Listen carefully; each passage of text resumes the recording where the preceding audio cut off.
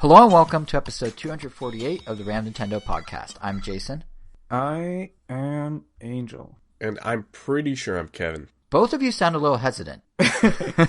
Like, we've only been doing this for 248 episodes, so I figured by now you know who you are, but maybe not. Been soul searching this week, trying to figure out who is Angel. Am I just a Ninja Turtle fan? Like, is that what defines me? Or is, like, my fandom define me? Or is there more to me? Is there more substance? You have a couple of fandoms for sure. You got Ninja Turtles, you got Transformers. He has Nintendo. Talks about it every 2 weeks. Yeah, true. Godzilla. But yeah. Kevin, what defines you?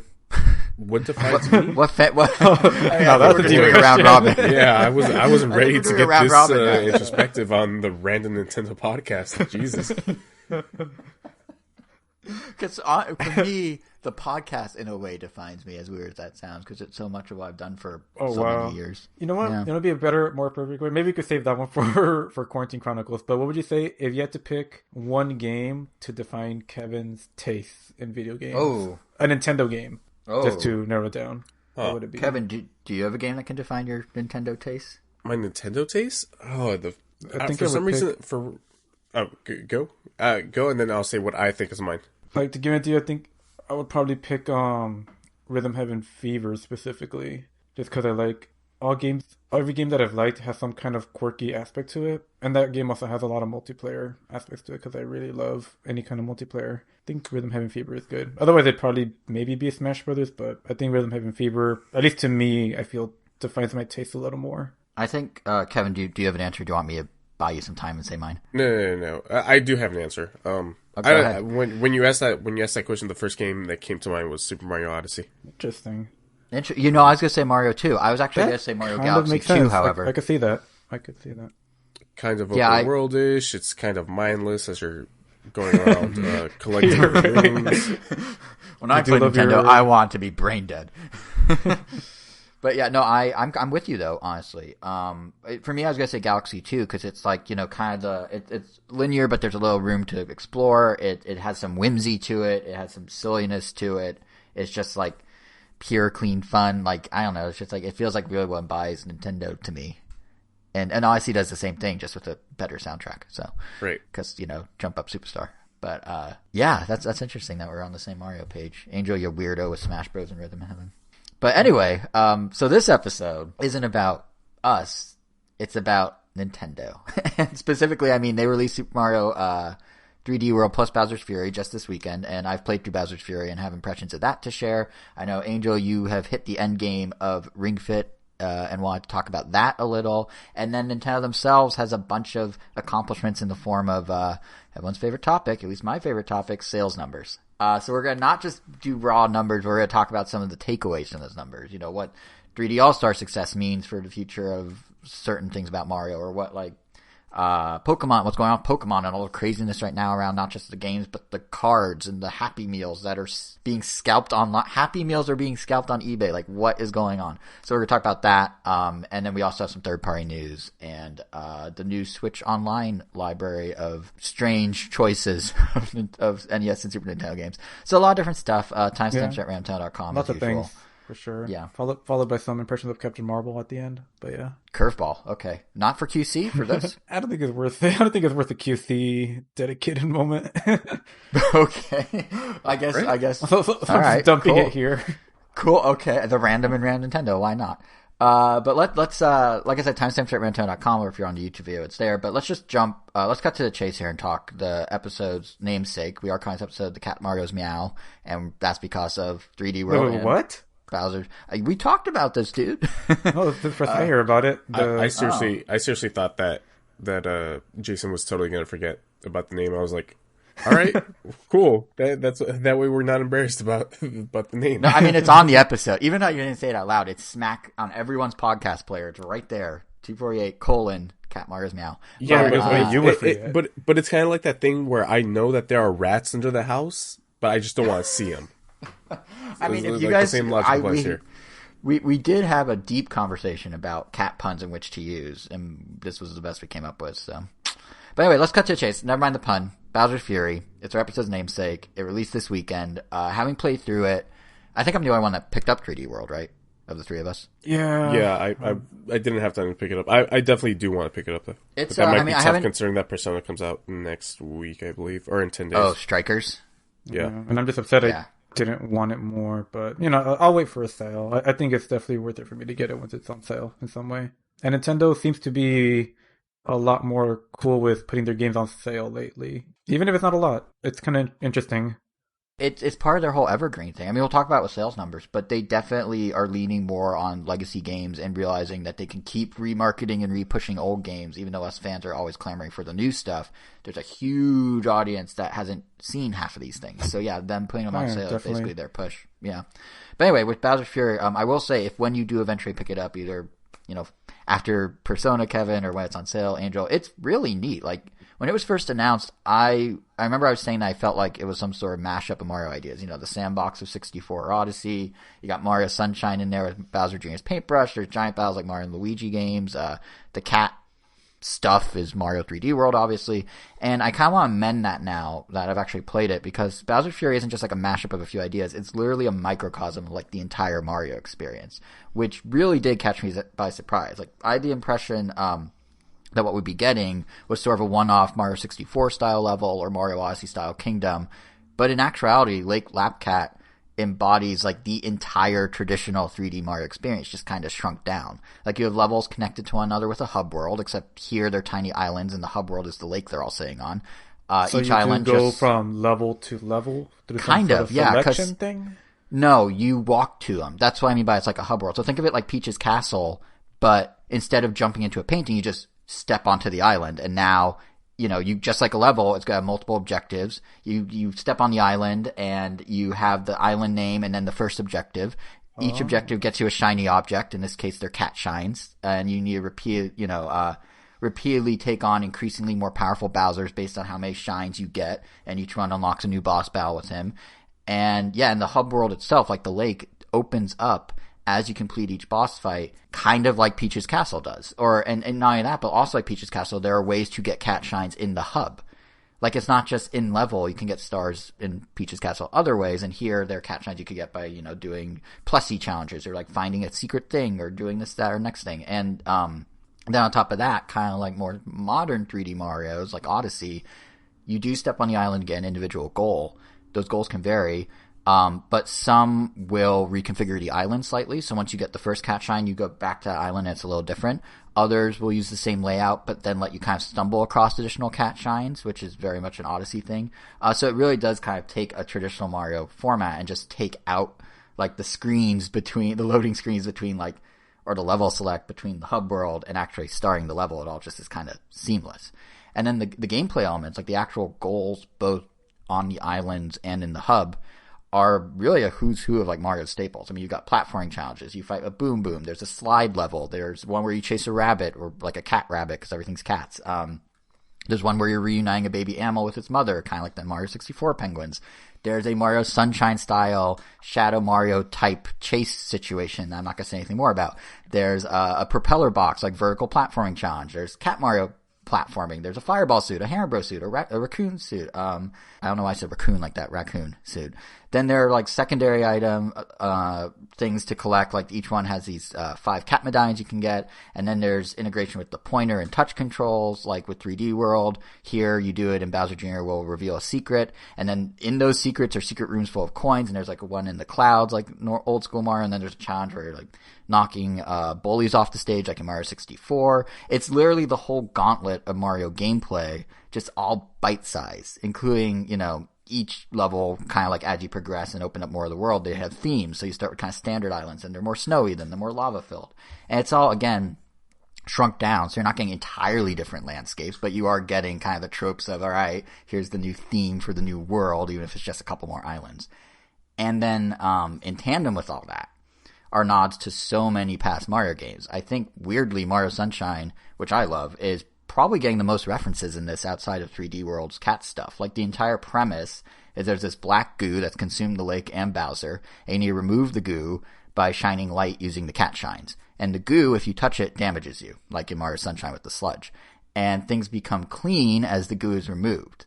And perhaps most directly, when it all starts, you're summoned by Bowser Jr. painting the Shadow Mario M emblem from Sunshine on the ground. Mario falls into it, warps to Lake Black Cat, and that's how this whole thing plays out. Plus, it's all it's all production values of like a typical Mario game. So you're getting, little attention to detail, like how everything is a cat in Lake Black Cat, like the birds, the bushes, the arches. Every enemy, they even have bob-ombs that they just slap some cat ears on that look totally out of place. And there are like little cats that follow you at certain points. And if Mario's in his cat form, they crowd around him. And if he's not his cat form, if you get too close to him, to start running away. Like these are all things that aren't necessary for like a 3-hour game, but it has the kind of like Mario level attention to detail. There's even cat hieroglyphics at one point on the side of one of the islands. It's just it's a lot for a little package. They really crammed it all in. But it feels like the glue that like really brings it all together is the Bowser's Fury concept. This idea that lurking in the background is this massive, all-powerful Bowser who can and will mess up your kind of rote Marioing. So like how it works is you'll just be playing normal Mario, and then you'll start to see a wind begin to blow through the trees, and then there's some light rain, and all this time there's like ominous traditional Bowser music starting to quietly build in the background, and then suddenly boom, it's nighttime, it's pouring rain, guitars are like riffing, and there are fireballs and giant spikes raining down on you as you try and finish your island goal, and depending on what you're doing, like a stream of fire from Bowser, like his breath may come at you, and you have to dodge that, and there's certain things that you can hide behind, and his breath can destroy other things, and obviously this adds some, extra challenge, since now you have to dodge things while still trying to complete your regular platforming. But I thought was clever is Nintendo also uses it to create new goals for you. So every island has a set of Bowser blocks that if you can get him to attack, to breathe fire on, to drop something on, whatever, they will reward you with something, either a cat medallion, in some cases an actual cat shine, coins, what have you. And the other thing is, if you, of course, have the correct number of cat shines, you're not just fleeing Bowser, you can actually take him on directly by going to the nearest Giga Bell, which transforms you into Giga Cat Mario. I feel like I'm just saying a Mad Lib. And that lets you, like, fight him. And these fights play out pretty much like a typical Mario boss battle. Bowser has a set of moves, you've got to dodge them, you strike, when the timing's right. But it has this like very epic feel because they take place on top of Lake Lapcat. So you're fighting on top of miniaturized versions of the island you're just platforming through, or of the whole landscape really. And you can see every little island's like layout from like this kind of microscopic view while you're this huge thing. But again, these battles are really no different than your Bowser encounters in a game like Mario 64. Like if you're worried that they spoiled the end game by showing the transformations in the initial trailer, like I'd say don't be, because within 2 islands, within 5 cat shines, you're already seeing it. It's very early. You fight him multiple times just like you do with normal Bowser in Mario 64. The difference here, I guess, is that they frame it around needing enough shines to turn into Giga Cat Mario, not to unlock the door to the Bowser fight. So he'll come and go as he pleases, Bowser, whether or not you have the shines. Which means when you do have the shines, weirdly, you sometimes just have to sit there and wait until the game decides, like, okay, it's time for Bowser to get furious. All right, go ahead and use the bell now.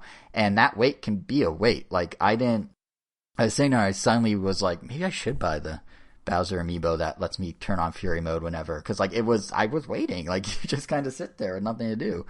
But it's a minor thing. I mean, the framing in general, like, it's just interesting to me. Like, the idea that, Bowser's just constantly there, and it's all this one level that he's, regardless of what you're doing, he's just, it's this one interconnected lake. There's no real levels per se, I guess, but it's all there, and he kind of comes and goes on his own is different from Mario. And along with that, Nintendo made a few other changes that were also kind of interesting. Like, you actually can stockpile endless amounts of items now.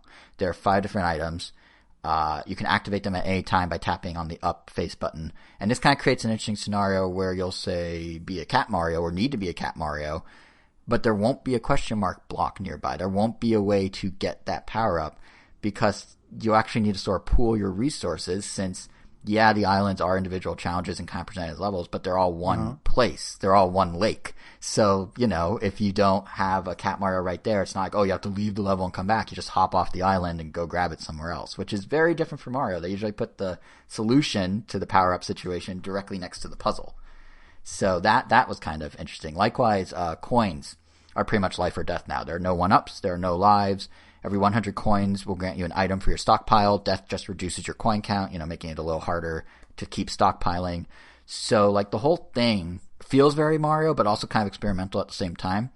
And for the most part, does things right. But there are a few nitpicks I have. The biggest might be the camera, which is normally not something a Mario game has a problem with. But for Bowser's Fury, it seems like what Nintendo decided to do was stick with...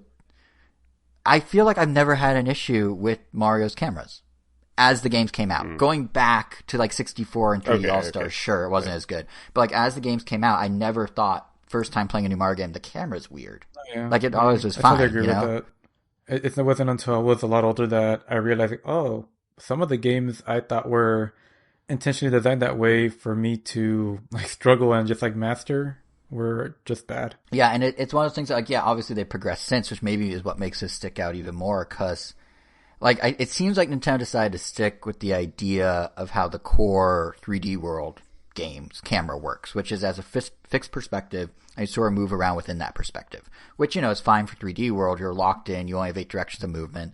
But with Bowser's Fury, you're not locked in, and they swapped the 8 directions for full 360-degree analog. It feels more like Odyssey in that regard.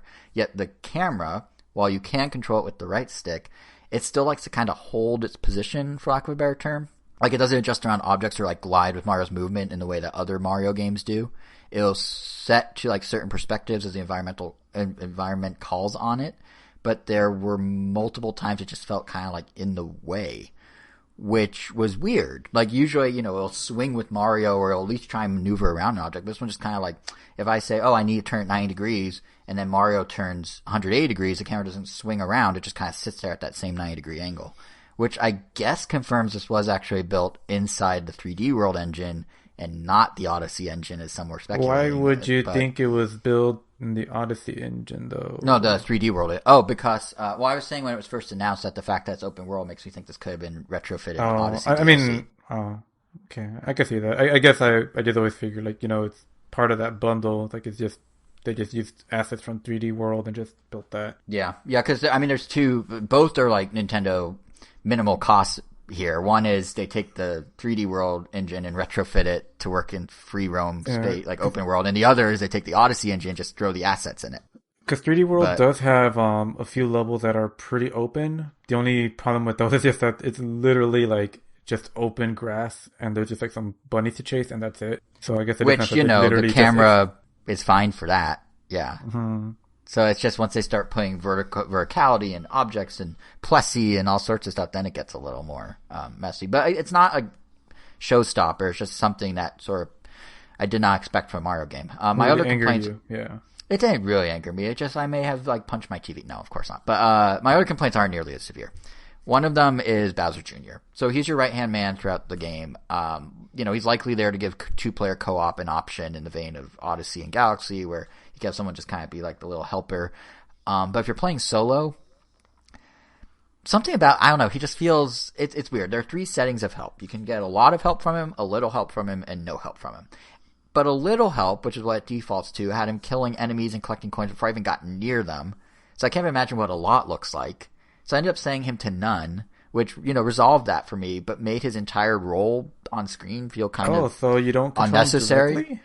You in any way, like Cappy or even Luma? You can't, if you're doing 2-player, yes, the second person can use a Joy-Con to control him. If you're doing single player, the most you can do is the pointer control, or if you're playing on handheld, I guess you can use touch. Borrow from 3D World. You can kind of assign him to spots. Like you can be like, hey, go look at this, and he'll go over there.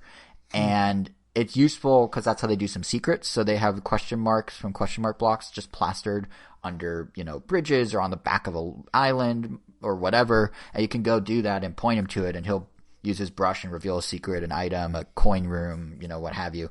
But if you want to like sick him on enemies, that's not, he does that himself. You don't really have to worry about that. But he's very aggressive about doing that. So I ended up turning him off.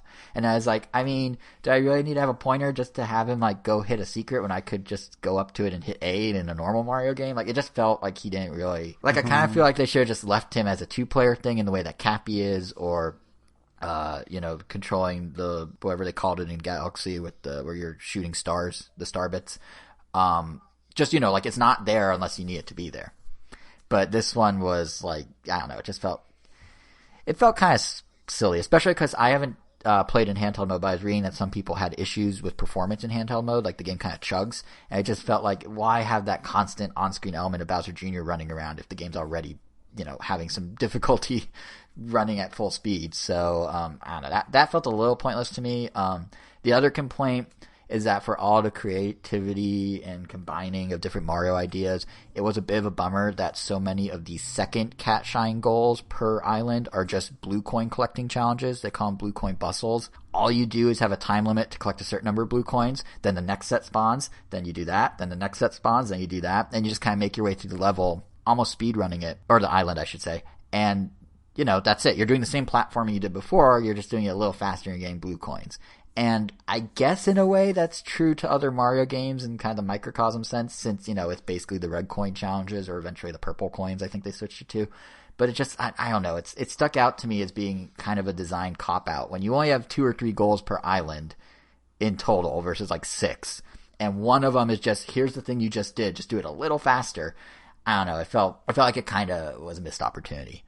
But in the grand scheme of things, a few blue coin challenges here and a kind of pointless Bowser Jr. there, like, that's not going to hinder the overall experience too much, I feel like. Like, the camera is maybe the worst thing. It can be a bit annoying, but even then, I don't think it's a deal breaker. Like, the good, like, the surprising amount of good, the amount of variety this has crammed into it, for me, that definitely outweighed the bad. Like, I'd recommend it if you're a Mario fan. Like, it's a really fun time, and there's a lot of nods, and you could argue some of it feels derivative because there's so many nods. But I had a lot of fun just doing, like, it almost felt like a best of like Mario ideas, kind of crammed into this little new open world experience. The question becomes, of course, whether it's worth $60 if you don't care about double dipping in the rest of 3D World, and that's admittedly a tough one. I mean, for me, Bowser's Fury took about 3 hours. Apparently, if you want 100% it, Andrew, you're just looking this up before we record. It was what, 6 hours? Yeah, about. And I'm also someone that was okay with double dipping on 3D World because of the new online play. Like, I think that's really cool, and sped up gameplay wouldn't sell me on it, but knowing it's online and moves a little faster, like, I'm all for that. So I'm not even coming into this equation from a pure, like, I must have Bowser Fury desire. Like, I was interested in the rest of the package. But if you're not interested so much in 3D World, I don't know. Like, you're paying $20 an hour for kind of a best of hodgepodge of, like, cool Mario things that aren't, there's nothing like truly new. I guess brings here it in line with movie theater prices, sort of. Kind of. I mean, like, $20 on a movie theater gets you 2 hours. So if you wanted to do 100% run on it, 6 hours, that's a movie that's 3 movies price. Mm-hmm. So if you look at it that way, it's not that crazy. You're right. But if you're just kind of casually playing like me, you're talking 3, maybe 4 hours if you do a little more collecting, $60. So you kind of need the rest of 3D World to motivate you too. But if you do end up pulling the trigger and getting it, like, I'm quite happy with my purchase. I think it's like, I was very pleasantly surprised by the depth. I was, it's not a disappointment whatsoever. So I'm on that level, I recommend it. But the, like, cost benefit analysis of this is really strange. Like, I don't know. I mean, Angel, you're saying it was on sale, so I imagine in your mind it's not worth $60 for 6 hours. I mean, it really depends. If I played games like you did, I probably would have gotten it because, I would have only played like an hour or 2 of the original Super 3D World. But I played more than that 3D. I like 3D World. I played a little more than that. It was like, double that number maybe. But since my brother and I completed it, like, there's literally, it's just harder to justify because, we 100%ed it. Like, there's literally nothing in 3D World that we didn't already see. Right. And, increasing the speed is great, but not that's just something that's like, oh, we wish that was there from the beginning. Like, if anything, it feels like we missed out by playing it earlier. But, we couldn't have predicted this. Nintendo couldn't have predicted the Wii U to bomb that hard. Yeah. And it's kind of the same deal with, like, actually, Tropical Freeze may have been better on the Wii U. I mean, Country Returns, I love playing that with the Wiimote and Nunchuck. I mean, it was obviously designed for that. Mm-hmm. And that's also how we played Country Returns, because I was having a conversation with a coworker that apparently had a lot of issues with the controls of Tropical Freeze, and they actually kind of dropped the game pretty early on because they just couldn't get used to it. I think it has something to do with using the R button to run. And we were like, and I was just like, wait, how? I was just confused. Like I really didn't remember having any issues with the controls, and I feel like I would have remembered something. And, talking it out, we realized that he was playing with a Pro Controller the whole time, and I was playing with Wiimote and Nunchuck, and that's not an option in this one. And You swear I'm going to use the freaking Joy-Cons. I don't even know if that's an option, but kind of like that And game. I mean, I love that game, but we also 100%ed it. Like, it's like early adopter syndrome, but if you 100% of the game, I feel you're probably not going to double dip. And you probably don't have any reason to, unless if they gave away or had a copy of Tropical Freeze for like $5, I would definitely pick it up and just play some of it again, or maybe all of it. But yeah, same deal with Bowser's Fury. Although that one I feel would have to.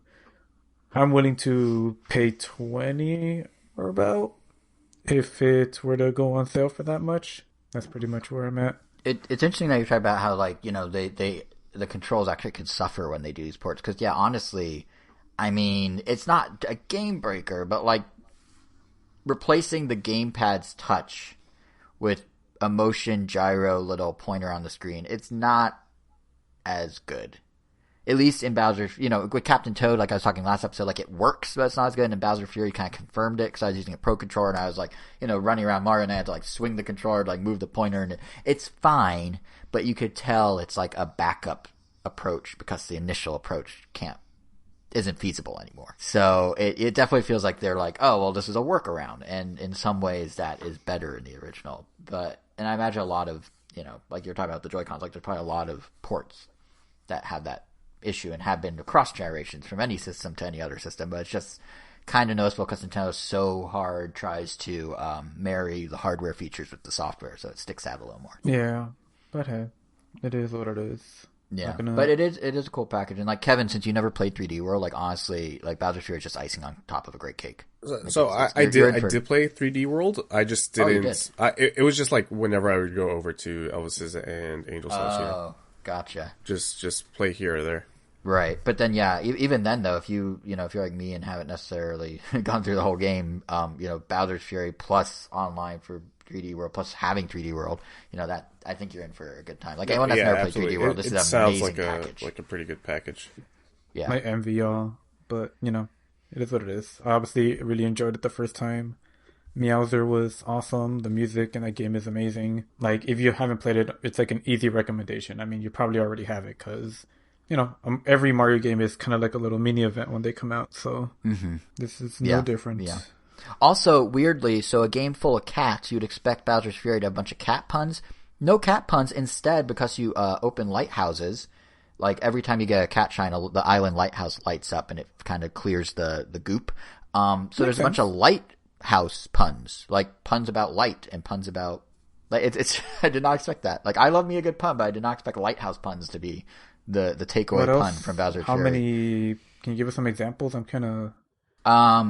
So the lighthouses they could do without repeating themselves too much. As you okay, so to explain the lighthouses, as you unlock each island, get a cat shine on each island, you unlock the lighthouse, and then for the first X number of lighthouses, the lighthouses give you tips about gameplay features. Like that's how they introduce to you how item hoarding works and like the stockpile and all that. So they'll always be like, oh, the lighthouse has an update with some light news, or like what was the other one? There's another one I'm like, oh god, what a stretch, but I can't remember what it was. But there's like 5 or 6 lighthouse puns where it's like, here's something to lighten up your load, or things like that. It's also really weird now that I think about it. One thing it does that I do not understand, and I've never seen Mario game do this, is when the lighthouse wants to talk, which is a sentence I just said, or when Bowser Jr. wants to talk, it doesn't just do the dialogue for the character. It starts with, Bowser Jr. has something to say, ... and then just puts in the same dialogue box in quotes whatever Bowser Jr. wants to say. Like, they didn't bother to, like, have his face there. They just had an opening sentence of, like, Bowser Jr. is going to talk now, or, like, the lighthouse is going to tell you something. So, it's probably another example of them just keeping development costs down by reusing assets because they don't have to create new boxes or anything. They just use the generic menu box. But I just thought that it was weird. It's like, who's narrating this? But yeah, overall, it's a really cool package. Yeah. Which kind of brings us to the next game, because we were talking about, Nintendo marrying hardware and software and cool packages.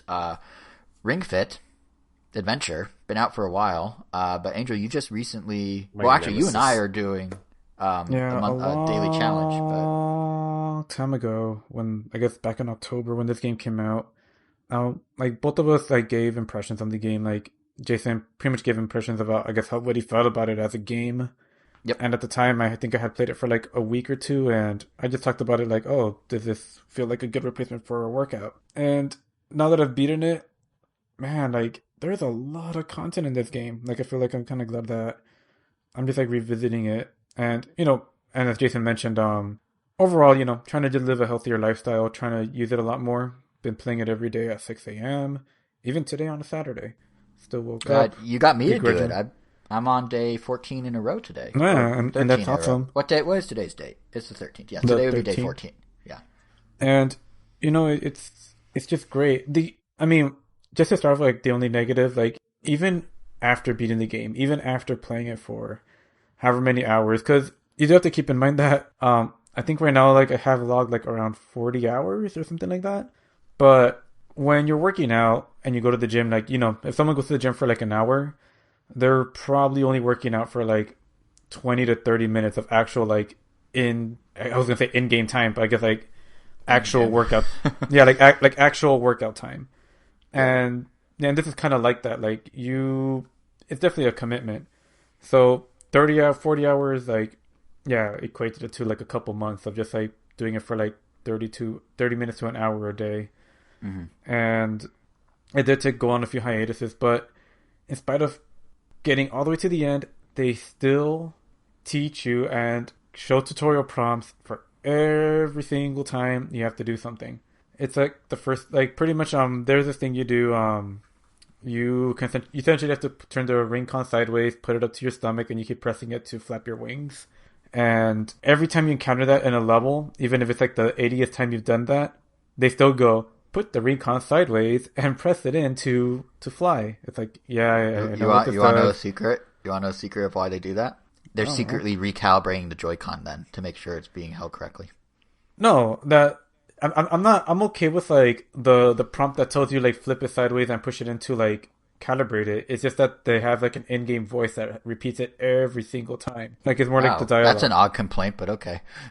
I mean, I get what you're saying, because if you're like a diehard gamer, like, you know what to do by that point. But I guess from their perspective, for the like market of people who want just a fun way to exercise, it's like a personal trainer. Because I mean, if the game stops you and like, luckily, like, it does kind of alleviate it a little sometimes, because the second and third time you encounter it in the same level, it won't like teach you. Like, you'll be able to just like jump in and just start like running or swimming or whatever you're doing.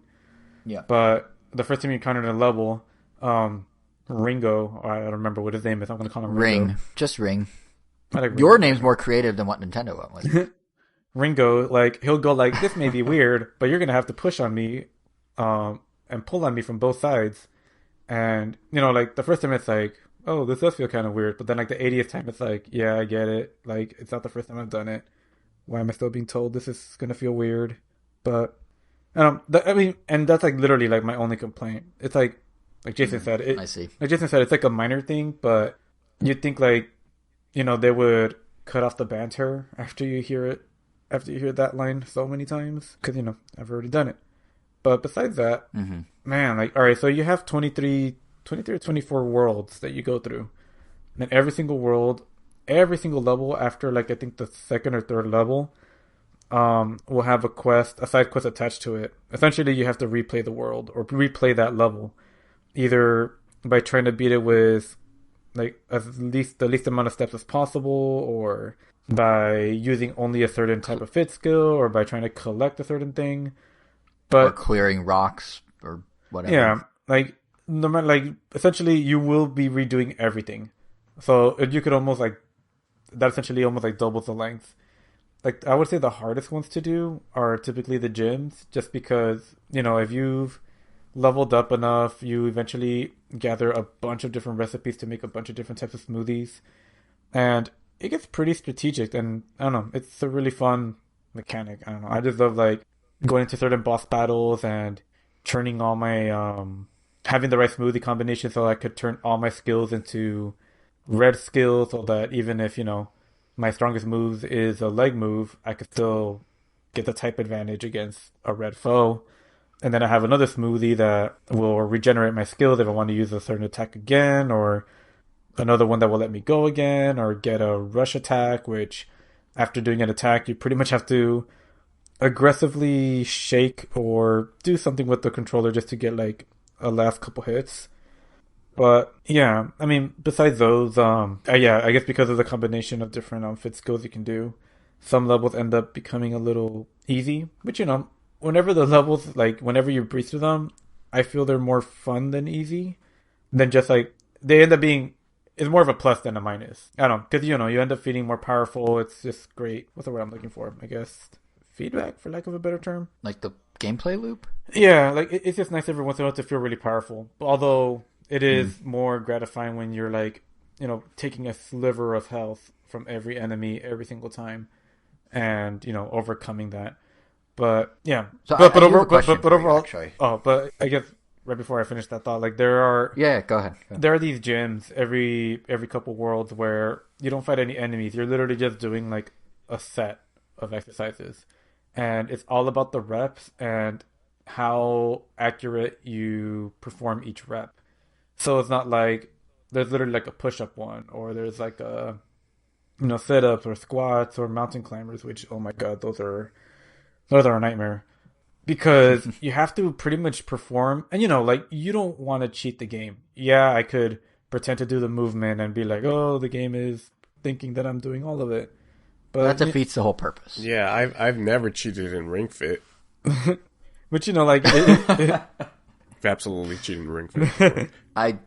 I have not actually, which surprises me. Which because when you're cheating Ring Fit, you're really just cheating yourself out of the exercise. Okay, dude. Look, you told me, oh, just put it at level 30. It'll be fine. And my parents are finding me passed out on the floor from the pain. But to be fair, I think there was like 4 worlds like towards the end where I put the level down to like 20 just to see how it would be, and look who was cheating themselves. Yeah, I was about to say, did you tell Kevin about this, Angel? Did you let him know it's okay to drop to level 20? No, yeah. Anyway, yeah, like it was more of an experiment to see like how like would actually feel like a big of a difference. And I don't know. I ended up, since I'm working out by time instead of like level completion, like I still do roughly like the same. I do still do the exact same amount of exercise, but I guess there are like more breaks in between just because of when you're doing it at level 30, you're doing like 60 reps of something versus like 30 reps of something. But after doing it like for 4 worlds, I changed it back to 30, and I ended up beating the game that way. And oh my god, like the last level, like that boss alone, like took literally like 37 minutes of in-game working out. Like I was in front of the TV just like doing reps for like almost like a whole like over an hour. Like it nearly killed me because like that boss has like 8 health bars, and you're like doing a sliver of damage every single time. In addition to every once in a while you get attacked with like super versions of certain hits. So if they throw out a fist, you have to hold the ring Kong behind you and squeeze it and keep it there for, if you're at level 30, it's going to be like maybe like a minute or 2 straight. And it doesn't sound that hard at first, but it really starts to burn, and you always have that doubt in your head like, oh my god, I'm not going to make it. But then you see that bar like slowly going up, and when it gets to the halfway point, at some point Ringo will give you his like, you can do it, almost there. And it kind of helps. I don't know, it just feels really good at the end. The one that almost kills me, because there's also, when they do the foot version, you're literally doing a squat for like over a minute, and it's a wide squat, and that thing will destroy you. Like you will, like I think I've had to like lay down on the floor like for like a minute or 2 after doing that just to like recover, just because it was just way too intense. But and when you get the ab one, like the ab workout version, you have to kind of sit down on the floor, and you kind of like open your legs wide and put the ring con, like you're pushing down the ring con on the floor with your hand, but right in front of you, so it's almost like you're holding a bar right in front of you. And that one is also a real pain, like a literal pain. And I don't know, but they're really good. It feels very satisfying. And and after you beat all 23 worlds, you can go back and do all the quests, which I'm slowly doing. You also end up unlocking pretty much a whole nother version of the game. Like, yeah, it's the exact same levels again, but it's scaled to where you were left at. And the worlds are just called like New World level 182 or something. Like my character is almost like at level 200 from like leveling up. Wow. And it's cool. Like, it actually continues the story. Like, the banter and everything updates to reflect like where you left off, which is pretty nice. It just makes it kind of fun to read. And from what I've seen, you could actually, I think it does that 2 or 3 more times. So there's definitely plenty of adventure mode to keep someone satisfied. Yeah, I mean, if you were worried that there wasn't going to be enough, definitely don't be. There's more than, I mean, and that's not even counting the fact that you have custom workouts you could do that, still track time. And yeah, I mean, yeah, there's those rhythm games as well. But although those don't track time, so if you're trying to track time, the rhythm games and the mini games outside of adventure mode do not count for anything except feeling good about yourself. Like you'll know it'll track time if when you select the mode, it'll ask you to pick a profile, and then that's when it'll log everything. Otherwise, like the mini games or the quick play, those won't count. I did have a question for you, Angel, because you were talking about you've basically done a lap through the whole game at this point. I've noticed when going through it. So obviously it's an RPG. In fact, here's a fun fact. Apparently, because of how well it's sold, it's like over 8 million copies, it is the number 1 selling JRPG, technically, of this generation. Technically. But anyway, the question is, so obviously... funny, because as the guy who plays a bunch of JRPGs, I've never seen Ring Fit as a JRPG. I've only ever... for some reason, it feels so westernized to me. I think it may be because of the art style. I think it's the art style and the yeah, I guess it is an the RPG, personal trainer Ring or Ringo, as Angel calls it. Like that personal trainer is using a lot of like Western colloquial like isms. But yeah, it does. Got to chop it up to the localization in that case. Yeah, I wonder if it feels any more Japanese actually, like in Japanese. That's a good question. Like, I wonder how much they did regionalize it. Like, and even in Europe, how different is it? I imagine the European one's more like the American one, but I wonder if the Japanese one is different. Yeah, that's a good question. We should dig around the internet. That's actually very interesting. But yeah, the question I had is, so obviously because it's an RPG, you get more powerful attacks, and those attacks are obviously different types of fitness. There's a skill tree and all that stuff. Yeah. Exactly. But what I noticed when going through it on day 14 now is, and what I noticed, back in October of 2019 when we first played it, is you're replacing exercises with other exercises. And they're divided by category, right? So you got like your yoga stuff, you got your upper body, your lower body, so those are all color-coded.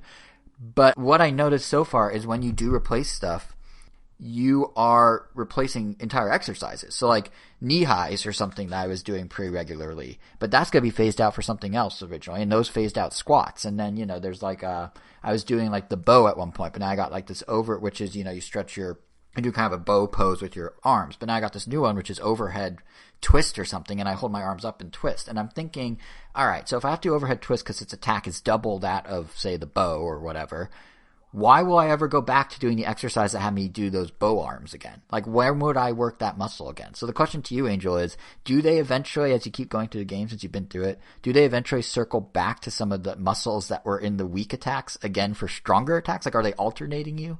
Or is it like they keep just doing different muscles? You could think of it as like the game giving you like a nice like rotation of all the moves. Okay. And it's pretty cool because like, like you mentioned, like the knee lifts, like that was also one that I like using in the beginning, but then you get to something that is just like way better. But, like right now you're using like base 1 power moves. Like later on, you start unlocking like 2-star moves that deal like 300, 400 damage each. And then later on, there are 3-star moves that they're pretty much like a star move version of every move that you've used already. So, it keeps it really fresh. And you're unlocking moves all the time that are just better than the previous ones. And it just kind of keeps it going like that. And the muscles are like never fully neglected because of the star moves. And like you eventually will come back to your knee highs and your bows. It'll just be a more powerful version. Not to mention that at some point you start to... you'll go through some levels that literally will... like only allow you to use certain types of moves. So like you can only use like and it'll give you like predetermined moves. So like they do a really good job of just like having you use a lot of different things. Like right now, like I literally just unlocked the knee highs again for like the 3rd or 4th time, and now they do like 700 damage each. So they're always getting rotated. It's always getting changed and changed up. So it's really cool in that way. That's good. That's good. Because, I was, like, so proud of my knee highs. Because knee highs are really fun because there's, like, a rhythm to it. And the game, like, cheers you on. Like, it really goes, like, every time you do it. It's great. But then I had to... Exactly. And then I realized, I have to phase this out. Like, what's going to be, how am I going to exercise that same muscle? But it sounds like it'll come back. So that's cool. That's cool. For sure. It's really a good package, Ring Fit, if you think about it. Like, how much Nintendo poured into this thing. It was a slow burn in terms of getting to the success it's at now, but like they really put a lot into it. And it's nice that's paying off for them. How was the supply for it? Because I know once quarantine started, they were flying off the shelves. Yeah, it was gone for the start of quarantine. They restocked it during the summer. It seemed pretty steady since, but I just saw on Twitter this morning that Japan is sold out of Ring Fit again. So it seems like it kind of ebbs and flows. I imagine there's been a huge like burst of interest starting at the start of the new year with New Year's resolutions and everything. But yeah, it seemed like, from my impression, it was available most of the holidays and like fall. Yeah, because I was seeing a lot of I go to a lot of Kinja sites, Kotaku, Jalopnik, and they have the inventory, and I swear I was seeing Ring Fit on there the entire time. The inventory being their they're like, oh, here's what's on sale kind of website. And at one I point, kept saying Ring Fit, and I remember it was like, I remember seeing the notification that Ring Fit was on, and me like rushing to buy it. It doesn't seem like that's a problem anymore, at least here in the US. Yeah, it's definitely less so. I mean, even a couple weeks ago, a month ago, Amazon or Best Buy or someone was selling Ring Fit at a $10 discount. So at least for a weekend or something. So like it is definitely more available now. Like the initial rush is gone, in part, I think, because as everything's sort of opened back up, whereas people have adapted to how pandemic life is, they found other ways to exercise as well. Like they don't feel as cooped up, so that demand isn't there in the same way. But that does lead to an interesting question. Point. Angel, was there anything else you want to say about Ring Fit before I? That's pretty much it. It's just amazing, just really good. Made exercise fun. Yeah, it did what what Wii Fit didn't do. Yeah, I was about to say it should have been. It feels like this is like the end game of Wii Fit. Like Wii Fit was like the prototype for this. Yeah. Almost fits perfectly into my schedule because, I guess I made it fit into my schedule, but ultimately that's kind of what you have. Up so early to do it. I mean, and I'm not a morning person. Like I just have to do it because if I do it late in the day, like I don't know, there's just too many other things I want to get done, and there's also just the advantage of like just forcing yourself to get up early allows you. Once you're up already and you do the exercise, you end up feeling more energized and you end up going like, oh, I still have like all this extra free time. So let me work on my Japanese or draw this thing or, it's cool. There's definitely advantages to it. Getting up, the actual act of stuff still sucks. I mean, I have to use like my iPhone alarm has been kind of unreliable because sometimes I'll forget to turn it on or it's too easy to snooze or something. So I got like an old radio alarm. And I just like that, because it's playing the radio, it's like a different song every time, and it's not like I'm getting accustomed to it. So, there's also that. I have to like literally jump out of bed and just be like, all right, let's do this. And the challenge we're doing also really helps, but once you get into the groove of it, for me, I'm doing them. You end up feeling guilty if you don't do it. Like it becomes like more ingrained, and I'm really happy to see that Jason and Co are all doing that. Yeah, honestly, except for Nigel, who's helping motivate. Yeah. You should try to. Well, I guess if you want, you could just like lower the difficulty, but I would say definitely give it another go, Kevin. Yeah, I have to get back on there because I actually went to the gym the other day. It's an outdoor gym, and their COVID procedures are pretty good. But I went and I just like scanned my ID, and the guy looks at me like, "Oh, did you have an appointment?" I was like, "Appointment," and he goes, "Oh yeah, it's by appointment now." And he's like, "Oh, and so just open the app for the gym." And I didn't have it downloaded because it had been so long since I used it, so iOS deleted it. And I was like, "Okay, let me just step off to the side because this is gonna take forever." And the guy's like, "No, don't worry, just." And I held up a line of like maybe 12 people. It was one of the worst experiences of my life, and I'd rather not have that social anxiety. Yeah, I was pretty adamant. Let me just step off to the side, and the guy's like, "No, don't worry about it."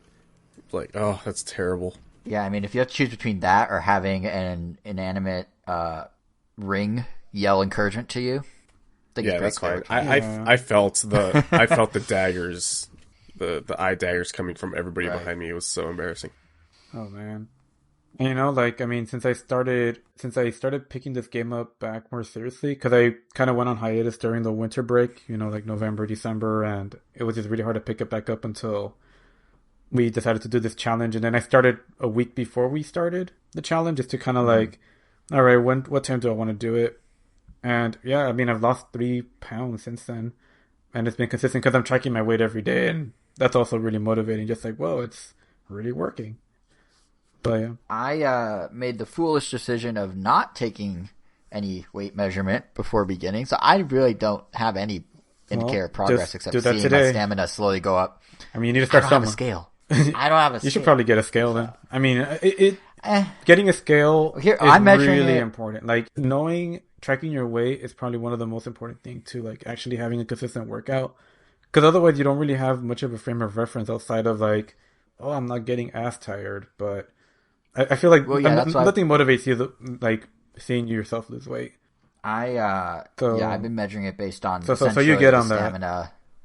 Okay, fine. But yeah, I've been measuring it based on stamina of like how long my workout goes and what the calories burned according to my Apple Watch are. Because Apple Watch, fun fact, has a fitness gaming workout category. And if you wince when you see your weight, then you know you're like, I mean, there's more reason why you should have had it earlier.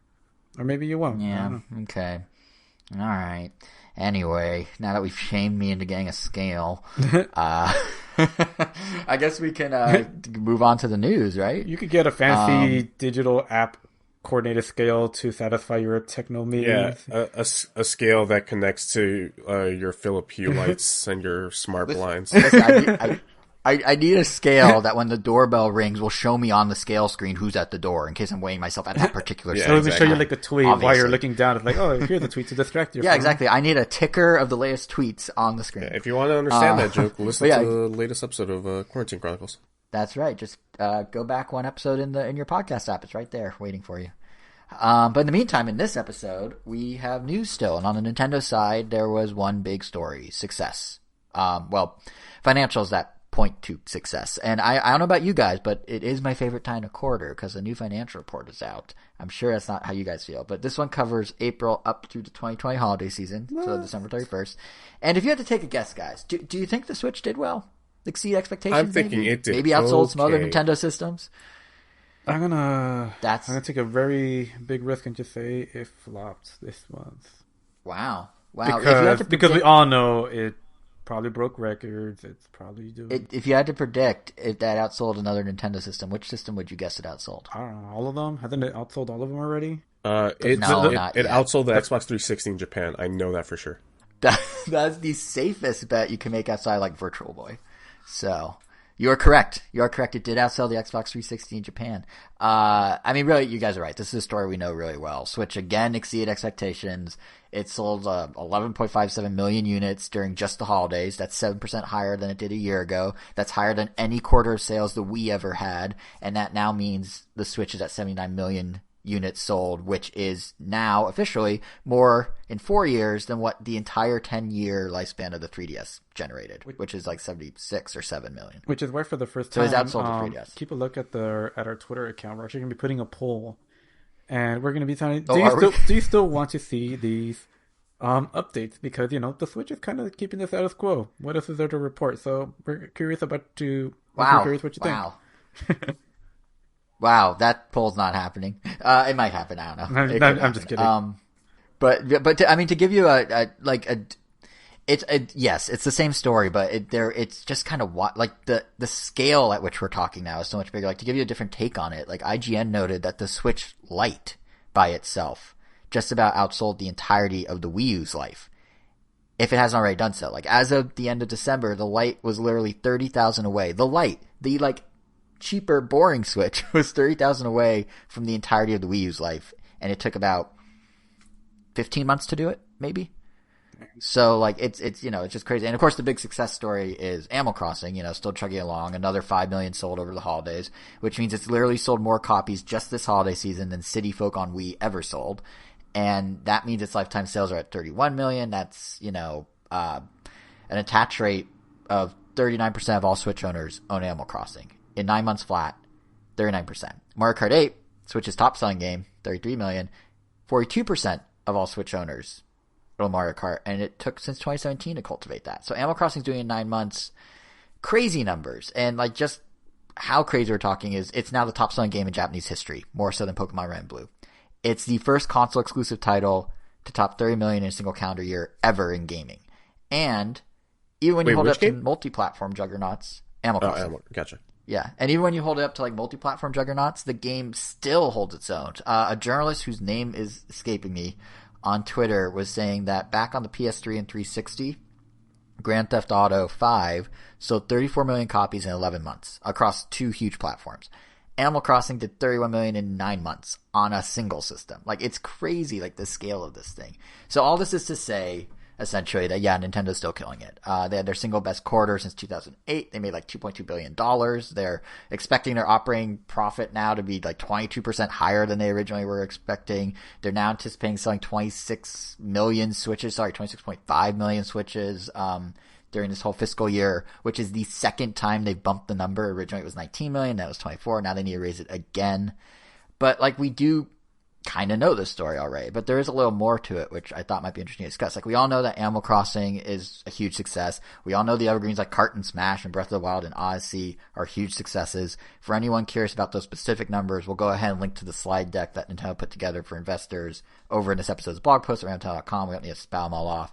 But within Nintendo's like 2020 activities, there were some surprisingly big performers besides Animal Crossing. Or to borrow like the kind of Bowser's Fury lingo, there were like some games that hit like a gigaform that sort of were flying under the radar and you didn't really think about. Like, I think the clearest example was Mario 3D All-Stars, which is perhaps the only game, again, besides Animal Crossing, that saw numbers in 2020 that rivaled anything Nintendo pulled off in 2019. I mean, yes, like Hyrule Warriors, Age of Calamity, there are stories going around that it was the best-selling Warriors game ever. It sold 3.5 million over the holidays. That's pretty great. Pikmin 3 Deluxe, 2 million copies sold. That makes it the fastest-selling Pikmin and the best-selling Pikmin in the entire franchise in 2 months. And, you know, that's just the Switch bump that we used to talk about. Just, again, any Nintendo IP on Switch is just going to do better. And even at like $100, Mario Kart Live still sold over 1 million copies. But if you look at holiday 2019, you had Sword and Shield doing 16 million. You had Luigi's Mansion doing 5 million in 2 months. And, you know, this year for Nintendo, outside the evergreens, was a bit quieter. But in comes 3D All-Stars. And 3D All-Stars sold like 8.3 million copies, 8.32, I think. And just to give you a sense of that number, that's 2 million more copies than the original GameCube release of Super Mario Sunshine sold in total. So in 4 months, it surpassed the entire lifespan of Mario Sunshine and hit 2/3 of the lifetime sales of Galaxy and 64. And to me, I wonder if that has to do with anything about this. It's going to be gone in like 2 weeks. Probably. Probably. I mean, honestly, like, that scarcity thing works. And it makes me a little worried Nintendo's going to do more of that. It's weird because, like, it worked really well for Mario. Meanwhile, I've noticed that Fire Emblem, the 8-bit remake bundle, like the physical bundle, or re-release, not remake, that was a limited supply only till March, and it keeps popping up at Best Buy and Amazon's websites. So I don't know if it's working for every game, but Mario's All-Stars definitely makes it sound like Nintendo's going to do it again. But what I thought was kind of the cooler thing about this, besides, would they do it again with it? Or I guess that's the question for the Zelda Anniversary. What games would you put on there? What, Ocarina of Time, Twilight Princess, and I think they could get away with a couple bundles. I think they could. I saw someone suggest this online. That is actually kind of an interesting idea, and I would hate for Nintendo to do it because it would be double, like quadruple dipping. They could do a Young Link and an Adult Link bundle set. So you could do like the Young Link set of like Ocarina, Wind Waker, Majora, and then like the Adult Link set of like Skyward Sword, Twilight Princess, and I don't know, maybe just I think I'm forgetting a game, but you know, something like that. Like they could actually branch them off and do multiple bundles. But it just, if they do it though, I'm sure they're gonna be time limited. And really anything. If they want to do like a Metroid Anniversary set, they could limit that. Like the fact that this did so well kind of opens the door to that. But what I was more thinking when I saw the number was not, you know, hey, here's the opportunity for Nintendo to milk more money out of us, but finally, it feels like Mario Sunshine's getting its due. Like, sure, it was because it was bundled with Galaxy and with 64, and sure, 3D World, as I was talking about before with Bowser's Fury, has a lot of Mario Sunshine elements, but like, there's this thing Nintendo does with Mario where they introduce some new stuff, and then they sort of pull a vanishing act on that stuff, and then maybe they bring it back later, kind of. Like, if you look at like Super Mario Bros. 2, Wart was a huge part of the Mario universe at the time, in marketing and cartoons and merch. Like, Angel, I sent you the other day that commercial, Disney's Dale, how do you say his last name? The animator, Dale Bear? Yeah. Yeah, so he, I don't know if you want to explain who he is, but basically he did a Nintendo commercial He's just for a department store. He's just known as like a Disney animator because, you know, he's a professional animator that worked for Disney. And most of the animators from Disney, they carry that same line art and animation quality to anything they do. So it gives everything like, you know, like, oh, if Disney animated a Mario movie back in the day, that's probably what it would look like. And, you know, it still holds true in this one. Like, and it's so fluid. Yeah, the characters are very, I don't know, they just feel very weighty, very bouncy, very, very clean. And especially love seeing the line art, because I think that was also posted somewhere. I don't remember where I thought of it. Was in that same link Jason sent me. Yeah, I don't know. It just looks awesome. Like, I kind of wish I had like a copy of that artwork and just like hang it somewhere. But just looks great. It's super cool. Yeah. Yeah, and it's for a department store called Roses or something, not to be confused with the Roses from Schitt's Creek, I would imagine. And apparently that department store is still around. But yeah, so they paid him to do this. They get Link in it. They have Mario in it. They have Wart in it. Not Bowser. Wart. Because at that point, Wart was the big guy. He was the big guy. Yeah, that was... Actually, they kind of dropped the ball on that one. I had to take a lot of points after that. Yeah. But, yeah. But for anyone who wants to see the animation, we'll link to it in the blog post because it is pretty cool. It's like a 30-second thing, but it's pretty cool. But my point is they made Wart this big thing, and then they unceremoniously just like dropped him. In fact, for a while there, Nintendo dropped all of the Mario 2 universe. It really wasn't until Yoshi needed a partner in the original Mario Tennis Land 64 that they started bringing it back. Because that's, you know, when Birdo showed up. That's when Daisy showed up. And Daisy's a good example too, because she was in Mario Land.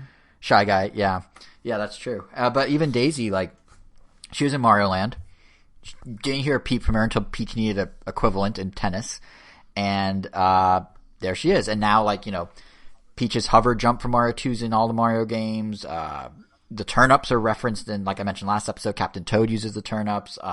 Once in a Blue Moon, Daisy's everywhere, but you'll sometimes see her original Sarasala Land referenced, or however you say that name. I never really figured it out. So, like, Nintendo will take a thing. You can't even forget, you know, like, Peach's core movement and actually even all the main characters. Like, I mean, you look at 3D World, like Toad's faster running speed, the fact Peach can hover carries over to just about any game she's in. Luigi's slipperiness, I mean, that's off from there. It took a while for them to like come back to that, which was so weird to me. Like, it was establishing in Mario 2, they dropped it for a couple generations, and it started to creep back really at the early 2000s. And it's sort of this weird pattern that happens with Mario, where like characters are big, then they're gone, and then they kind of eventually come back. And I'm hoping that 3D All-Stars doing so well, and I think Bowser's Fury, you leveraging so much of Sunshine is kind of pointing to it. I'm hoping it means we're going to get a return of some of the Mario Sunshine isms. Oh. Because if 3D All-Stars did well, that means Mario Sunshine's relevant again. And Mario Sunshine's now being referenced in Bowser's Fury. And my hope is like things like Piantas and Shines and Flood and Egad and like Professor Egad being like all these things Nintendo had and they just kind of dropped. Like, remember Piantas were in like all the Mario sports games and Shines were a thing in Mario Kart Double Dash, and like that was a thing for like a minute and then it all just kind of unceremoniously disappeared. Yeah. Like, I thought that was cool. I like that. Or like the one that really bothered me was Nintendo tried doing world building with Professor Egad, where Flood was designed by him. You know, it's on the boxes in Mario Sunshine. Bowser Jr.'s paintbrush used to have the Egad logo on it before they changed it to Bowser's face. Now, you know, Egad's just the guy that makes the poltergeist in Luigi's Mansion. Like, they were doing some like weird interconnected low-key world building through Sunshine, through Luigi's Mansion. They threw Egad into like a cameo role in Mario and Luigi. Yeah. And then they just kind of unceremoniously dropped him again. So I'm hoping, you know, 8 million copies of Sunshine being out there, even if it's part of a bundle, means that we're going to start seeing more of this. And Bowser, like I said, Bowser's Fury is the first sign that maybe it's happening. But I don't know. It's just such a weird thing that Mario does that to me. Like, I don't know. Games are not like, are there other franchises that like make a huge deal of something and then just pretend it never happened? It's so weird to me. Like, does like TMNT do that between like iterations, or is this like a weird Nintendo thing, or is it actually kind of more common than I think? I'm sure there are examples. I mean, Bebop and Rocksteady are kind of an example, I guess, in TMNT. You know, like, everyone loves them, but they were kind of just in the first Ninja Turtles. They didn't make an appearance in the next series, and then the series after that, they still didn't appear for a while. And there was like a Dog Face and Fish Face, or I forgot the name, a Dog Pound and Fish Face. They were pretty much like Bebop and Rocksteady, but they weren't. What were the ones in And Turtles in Time? Razor and Tonka or something like that? Razor and oh, Tonka? Toka and Razar, they're the ones from the second movie. Oh, okay, gotcha. And eventually, like fan outcry, and they properly brought back Bebop and Rocksteady into the CG 2012 series. And around the time that they brought them back, it almost seemed like they started popping up in more merchandise and stuff like that. And then then they kind of went in hiatus again in the next series. So that's kind of that example. But now they're also in the comic. It took them a while to get in the comic as well, and now they got their own spin-off comics. They got two of them actually. Didn't one of them murder Donatello? Yeah, well, like near death. He survived, but yeah, they broke the shell open. So right now he has like a shell of his own design. But wow, that's okay. That got dark. Like they tried to murder him by breaking his shell. No, that comic doesn't pull any punches. I hear great things about that comic book. I should probably start reading it. No, it's really good. I like it. There's like one aspect to it that I'm not like kind of iffy on, but it doesn't take away from the rest of it. It's really good. I'm kind of glad to hear that TMNT is sort of this situation where they like drop things and bring them back, because like I don't know, I they have so many characters. It makes sense that but, they kind of rotate stuff out. But like, yeah, exactly. But I like really, really, really liked everything they did with Sunshine in terms of world building. And I was so bummed that they just kind of pretended it never happened for a while there. So if it's like TMNT and it circles back, or if it's now, like we're starting to see it creep in with Bowser's Fury, if it's now going to stick around like they did with the Mario 2 stuff, that's good, because I feel like that was a huge missed opportunity where Nintendo got kind of weird and creative and then let it all fall to the wayside. Because, like something like the Piantas being those weird blobs or egad is not the same as like, oh, Mario was a raccoon, now he's a cat. Like that, if they left Cat Mario as a thing or got rid of Cat Mario as a thing, I'd be like, whatever. But like the other ones were like so like off the beaten path for Mario that it felt kind of nice. But it makes sense that, when there's a huge cast, you kind of have to do that, like you're saying with TMNT. So that's Mario 3D All-Stars, and why I want to mention it. It's really one of the more quantifiable examples of how like a not Animal Crossing carried its weight for Nintendo this year.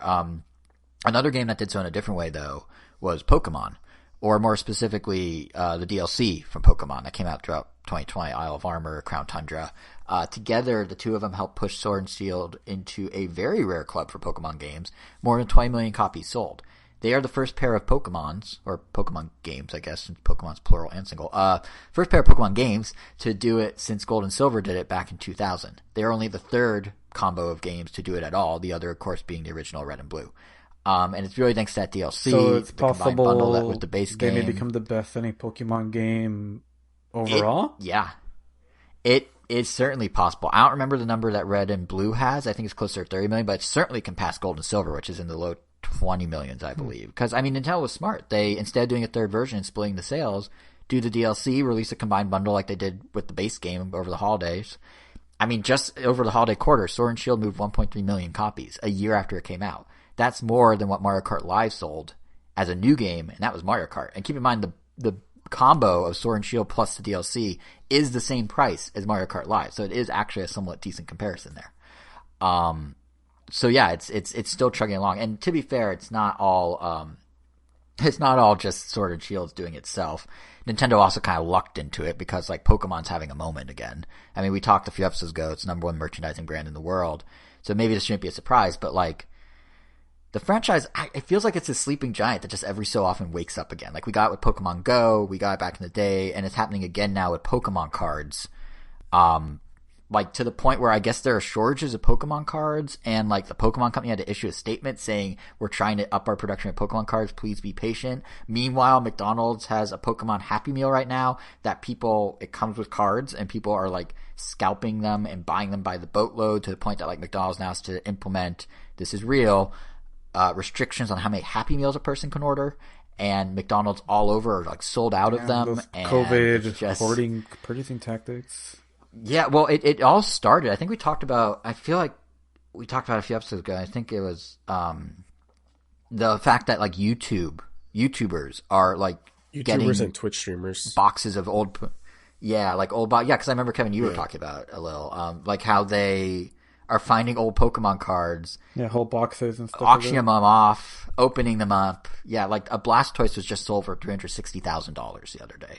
A whole box of unopened, Series 1, Gen 1, whatever you want to call them, cards were sold, first edition, there we go, were sold for $400,000 back in like mid-January. Like, it's insane. I think it started with... It makes me realize I'm seeing on Goldmine. With Logan Paul. I think he's the one that really set off that chain of like YouTubers and Twitch streamers opening them up. And of course, because that's the main source of entertainment for kids now, YouTube and Twitch, like now all the kids are getting into Pokemon. Like it's crazy how big it got. Like Pokemon cards are like a thing again. And it's also are you insane get back that to it, people Jason, are like... to reclaim your title as, what were you, the junior champion? I had 2 badges from my local Pokemon trading card game league. You're going to get back into it? That was it. 2 of 8. Reclaim those badges? What I am going to do, I think, is I need... Yeah, I still have... Yeah, I think I have to. I'm going to go, show up with some 6-year-olds and be like, all right, guys, get ready. I'm going to beat you all. No, but I do have like 3,000 Pokemon cards buried in my closet that I'm thinking I should probably go through and see if I have one that's worth, $250,000 or something. Because they're in good condition. I didn't really... The ones I kept in the deck were in a deck, but all the others I kept in a binder. Multiple binders. Just sitting there. Perfectly, flat. So, hopefully. So I could be sitting on like some money. But the thing that really is I find insane is the McDonald's situation. I mean, people were like intercepting the shipments of the Pokemon cards and getting McDonald's employees to sell them the entire boxes right before this all took off for like $20.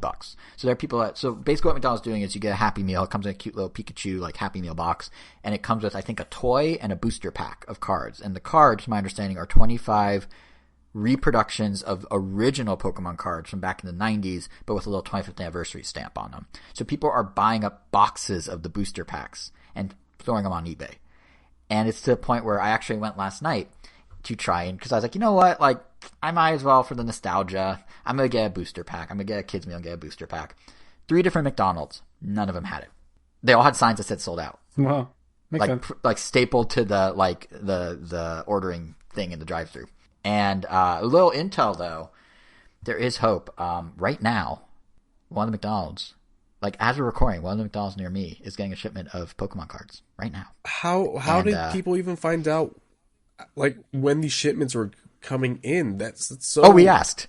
Well, last night, that's my point. It's insane. Last night, when we went to McDonald's to try and get the cards, we ended up getting McDonald's, like 3rd McDonald's in a row. At that point, you just want a Big Mac. So we ordered, and then when we were leaving, we asked, hey, when are you getting more of the cards? Just curious. And they're like, the truck arrives tonight. So once the breakfast menu is shut down for the day and we go to the regular menu, you should probably swing by. We'll probably have some. So while I'm sitting here recording this is real, my girlfriend is currently at McDonald's getting the cards. You sent your girlfriend to buy Pokemon cards. No, she volunteered. She wanted to do it. I said, that's insane. Don't do that. Because I was saying I was going to go get it on the way home. And she's like, no, I'm just going to go get it. Okay, well. So I mean, I refuse to believe that. I'm for pretty herself sure too. you sent her. There's no way. Dead serious. I mean, I could literally. Well, I don't know if she's actually driving at the moment. I was gonna say I could call her right now on the recording as proof, but assuming she remembered to wake up. But yeah, she was dead serious. Is that a thing that she doesn't remember? But then again, to she's do? been part. Well, no, but she doesn't have a reason to wake up early today. Then you should be fine. Wake up early. Yeah, but I mean, she's been part of this ongoing drama and saga I've been going through of getting Nintendo toys from fast food.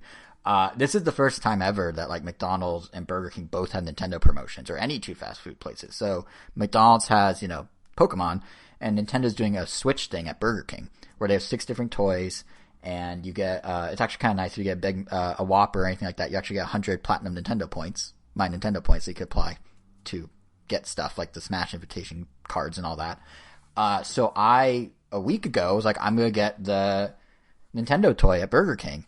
And I went, and, we ordered the kids meal and some real adult food and, like big meals, and, go through the drive-thru, leave the drive-thru. I look in the bag, and I don't know what exactly it's from the Crudes. I don't know why it was there. I guess they didn't get the shipment yet, but it was like, it's a dog that looks like a furry, but it has like the legs of a scorpion. Very confusing, but we loop back into the drive-thru because we didn't like fully leave, and we're like, hey, do you have Nintendo toys? We got this scorpion dog thing, and they're just like, nope, not till next week. We're like, oh, okay, well, we already bought the meal, I guess that's that. So reasonable enough. Come back a week later, right? So I go back. This time I order in the app, and it lets me actually specify if I want a toy for a boy, a girl, and, you know, ages 4 and up. So in other words, do you want the little like silly toddler toy, or do you want like the Nintendo toy? And I was like, oh, well, I want the Nintendo toy. And to be clear, I've done this both times in the dead of night because I don't know, it feels weird to be a adult man buying a children's meal by myself. I mean, only in appearance. You're definitely more of a toddler. But yeah. Oh yeah, I know. But well, that's the thing. So I go to Burger King. I put in the app, I want the 4 and up toy, and I go through and I get the meal as well as, again, real food. And I look in the bag and I see a yellow circle thing with red under it. And I'm like, perfect. Mario Maker 2 is one of the 6 toys, and it's a little statue of Construction Mario in his yellow hat with his red outfit. So, you know, perfect. It's exactly what it needs to be. Get home, open the bag fully, take the fries out, take the burger out, and it's not a Mario Maker Mario. It's a toddler toy that's just 3 little Burger King crowns. It's not even a branded cross promotion. It's just these random like circles that you stack on one another. And one just happens to be yellow and one just happens to be red. But you got hours of entertainment from that. I got a decent enough tweet out of it, I guess, but I was just like, really? Like, they said come back, I came back, it looked correct, I put in, I at least want a toy for a child, not a toddler, and then they're like, nah, toddler. I mean, it was age appropriate regardless. That's been my saga. Yeah.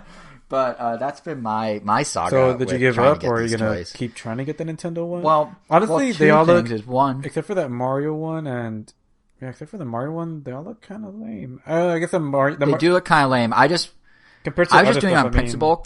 If the Ghost was not just like a sticker, the Luigi's one would probably be pretty cool. But yeah, just the Mario one and the Mario Kart one seem halfway decent.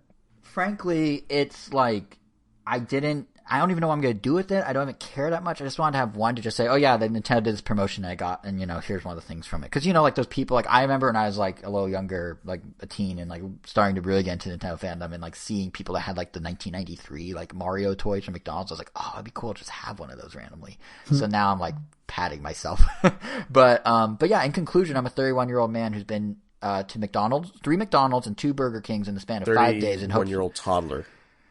Let's get this straight. Fair. I'm a 31-year-old toddler who's been to 3 McDonald's and 2 Burger Kings in the span of 5 days in an attempt to get toys, and they've all failed, and they've given me the wrong things, and now somehow she volunteered my girlfriend to, as we're recording this, go get Pokemon cards at McDonald's. Have people been going... What is my life? I don't even know. Have people been going crazy over these cards the same way that they went crazy for the Szechuan sauce? I don't think people are jumping on countertops and putting their shirt over their head and making weird Rick and Morty Pickle Rick references, right. But yes, they definitely are. I mean, like, people were buying them by the boatload. It's like the fact that McDonald's had to implement any sort of limit is just crazy to me. Like, that shouldn't be a thing.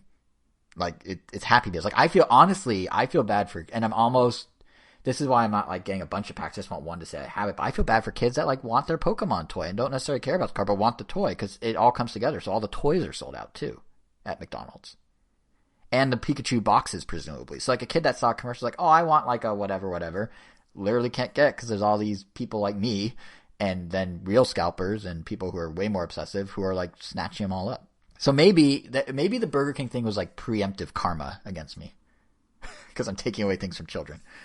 But yeah, so that's my tale of fast food. Which place was it?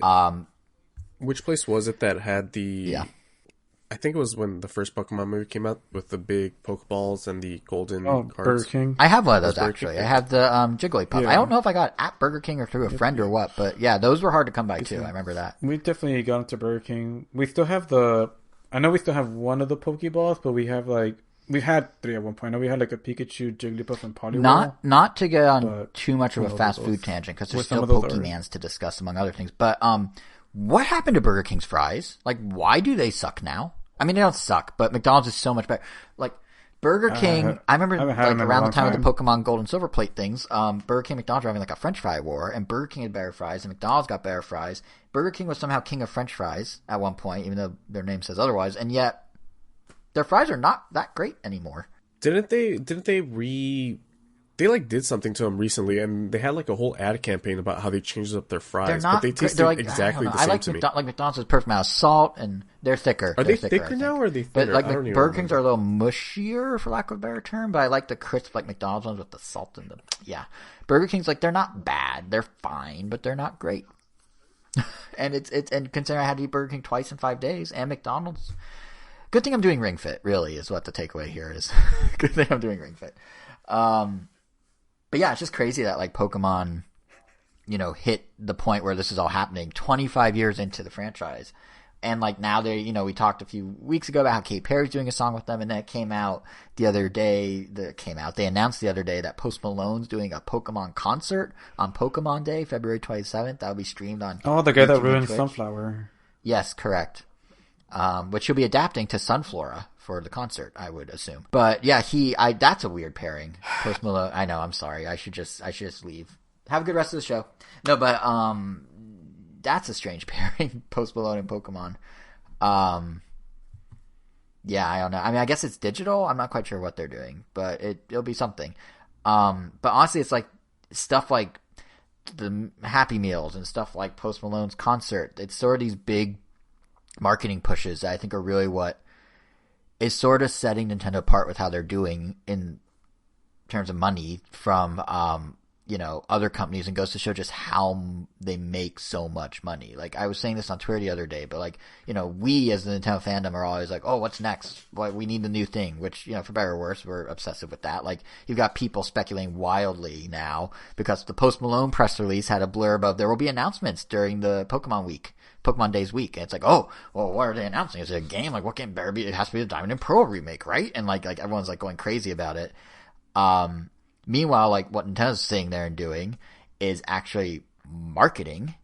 Like what they're selling at this point that's generating all these numbers are not new things. It's marketing old things that have been out for a year, for 2 years, some cases even even longer than that. During the Q&A portion of the financial report conference call, Nintendo's president Satoru Furukawa noted that of all the sell-through of first-party games in this fiscal year, 60% of them were from previous years. If you take Animal Crossing out of that equation, because technically it was from a previous year, or if you add Animal Crossing to that equation, I mean, it's actually 80%. So only 20% of things that were released after April have affected their numbers after April. Remove Animal Crossing, you're talking 60%. That's still over half. And it's just interesting because like it probably seemed a bit backwards for us diehards to see something like in the Super Bowl, Nintendo ran a commercial just for kickoff as Serena Williams playing Mario Tennis Aces. And that seems weird. Someone like us who have had Mario Tennis Aces on our shelves for like 2-3 years. But I argue for Nintendo is a very smart, calculated move because beyond just having the celebrity endorsement, they know how the likes of Mario Kart 8 Deluxe and Odyssey and New Super Mario Bros. U Deluxe, they know all those Marios have done really well and have been kind of their evergreens. And now they're looking at, well, okay, the people that played those, what do they now want to play? So in the same way that like Mario Tennis Aces was sort of a next step release for us fans 2 years ago, after we played all those other games, now Nintendo's circling back and doing the exact same thing with the broader audience that has since bought Switches. So it's interesting that for an industry that's always looking ahead, how Nintendo really doesn't. And I think it's partly why we're also seeing this sign renewed interest from Nintendo in Clubhouse games. I mean, Clubhouse games was a game that came out last summer, had very little fanfare. Nobody ever really talks about it, save for like a single, in my opinion, well-deserved shout-out it got at the very start of the New York Game Awards a couple weeks back, the thing Reggie hosted. Someone, like the first game mentioned at the awards was Clubhouse games. Like, oh, that's kind of cool. But as you guys, may recall from my impression last summer, if you're looking for a collection of tabletop games and then some, like Clubhouse games is really good at doing that. It does a killer job of that. But not very many people knew about it because Nintendo didn't really market it. I mean, it did sell a respectable 2 million so far.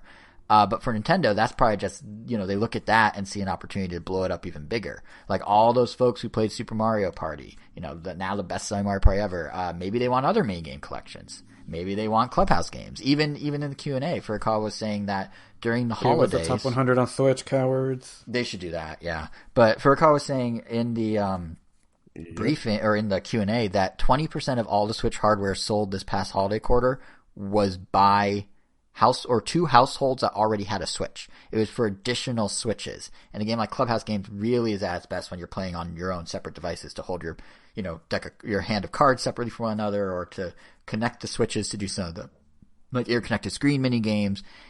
So now, even though Clubhouse Games to us is like old and boring, like it's actually for Nintendo a great opportunity to kind of drum it up, which is why we have 2 different commercials out of nowhere suddenly for Clubhouse Games 15 months after it first came out.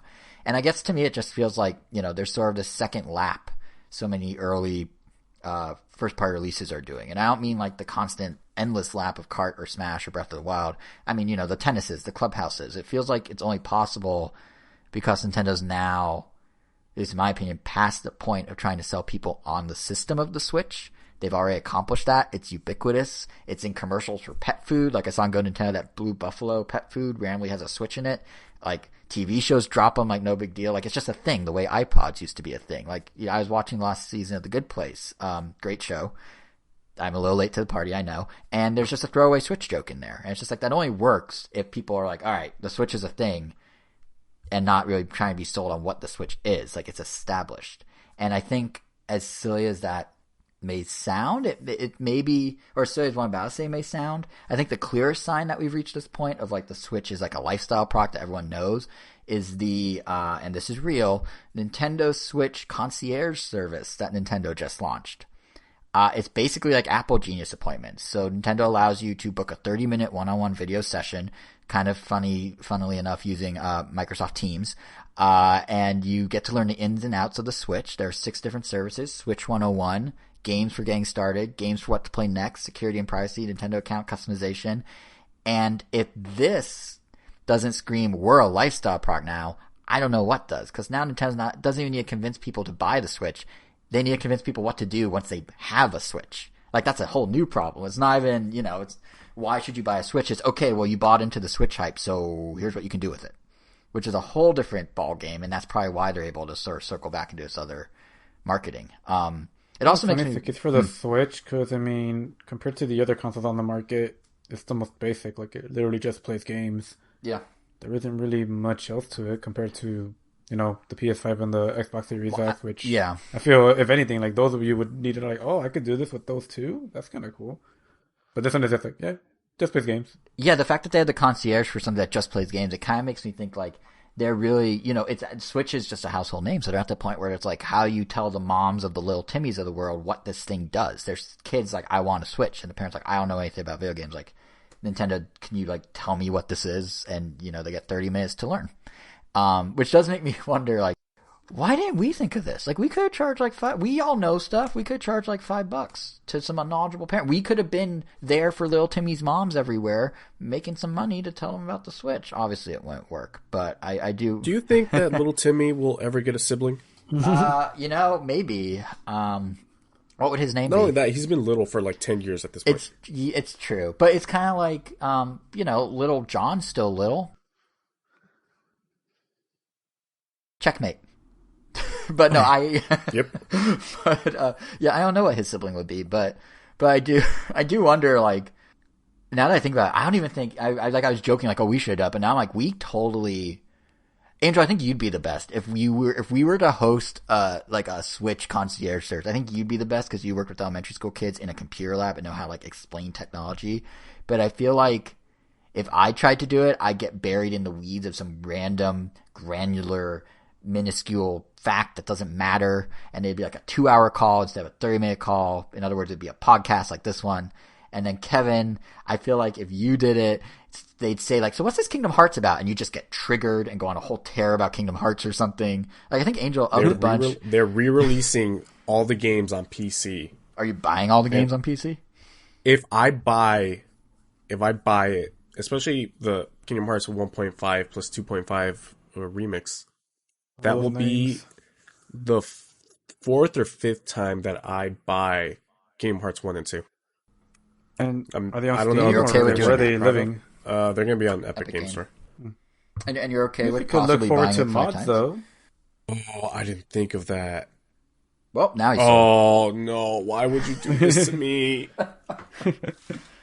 But yeah, like I see, and this is what's gonna happen: is a parent's gonna be like, "So melody of memory, like my kid likes music and likes Disney. What's this melody of memory thing?" You're like, "Well, I would tell the whole universe of Kingdom Hearts." I would tell her, "Don't even bother. Just run, turn away." And then Nintendo would be like, "What?" and cut you loose. Don't discourage sales. But yeah, it's What I wonder what sort of mod would you want to see in Kingdom Hearts, Kevin? Oh man, what would I want to see in there? I want Keanu Reeves' character from Cyberpunk as a skin for Sora. Perfect. All right. That will probably happen. Well, did they fix the modding issue in Cyberpunk? Did they fix that bug where like mods in Cyberpunk were breaking the game? Yeah, because they fixed it. Then that game. I finally uninstalled that game. I'm just done with it. I'm probably never going back. Yeah. For more thoughts on that, again, to plug our last QC, I think that's when you went in depth on Cyberpunk, right? Or was it 2 QCs ago? I think it was 2 QCs ago. Listen, folks, just go through the archive of episodes if you're not up to date. There's quality content to be had. Anyway, I guess my point though was, I keep talking about like the movers and shakers for Switch, like the real litmus test for 2021. I feel like isn't necessarily, is 3D World going to be big? Because that's going to be a huge hit, obviously. Like Mario U Deluxe sold over 9 million copies with basically no new content. It's the 10th best-selling game on the system with basically no new content. So if you have 3D World with new content, obviously that's going to sell well.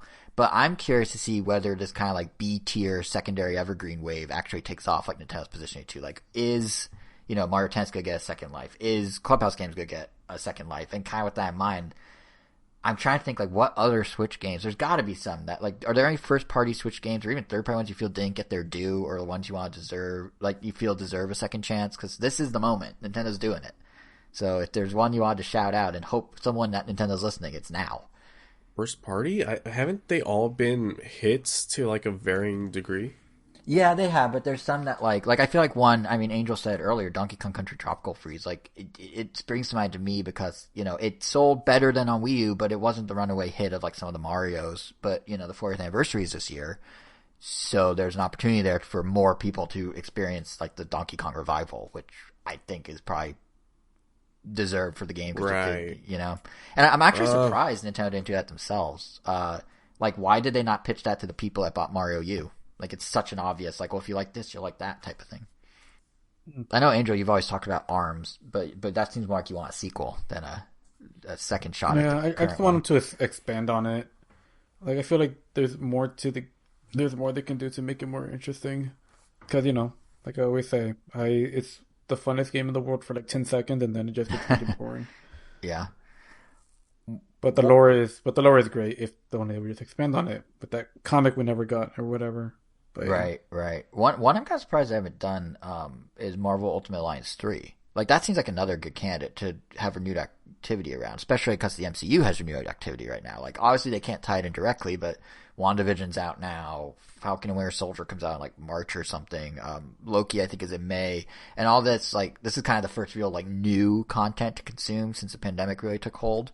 And it feels like they have an opportunity there to kind of boost Marvel Ultimate Alliance because it did sell over 1 million, but when you look at that versus the evergreens that sell 10, 15, 20 million, they're not going to get that number. They could certainly sell more than what they sold. Like Astral Chain maybe is another example where they could, people that bought some other games since that came out, maybe that's an opportunity to sort of double dip on those folks. Like it just seems like there's a lot of first party games that just kind of let fall to the wayside and not worry about.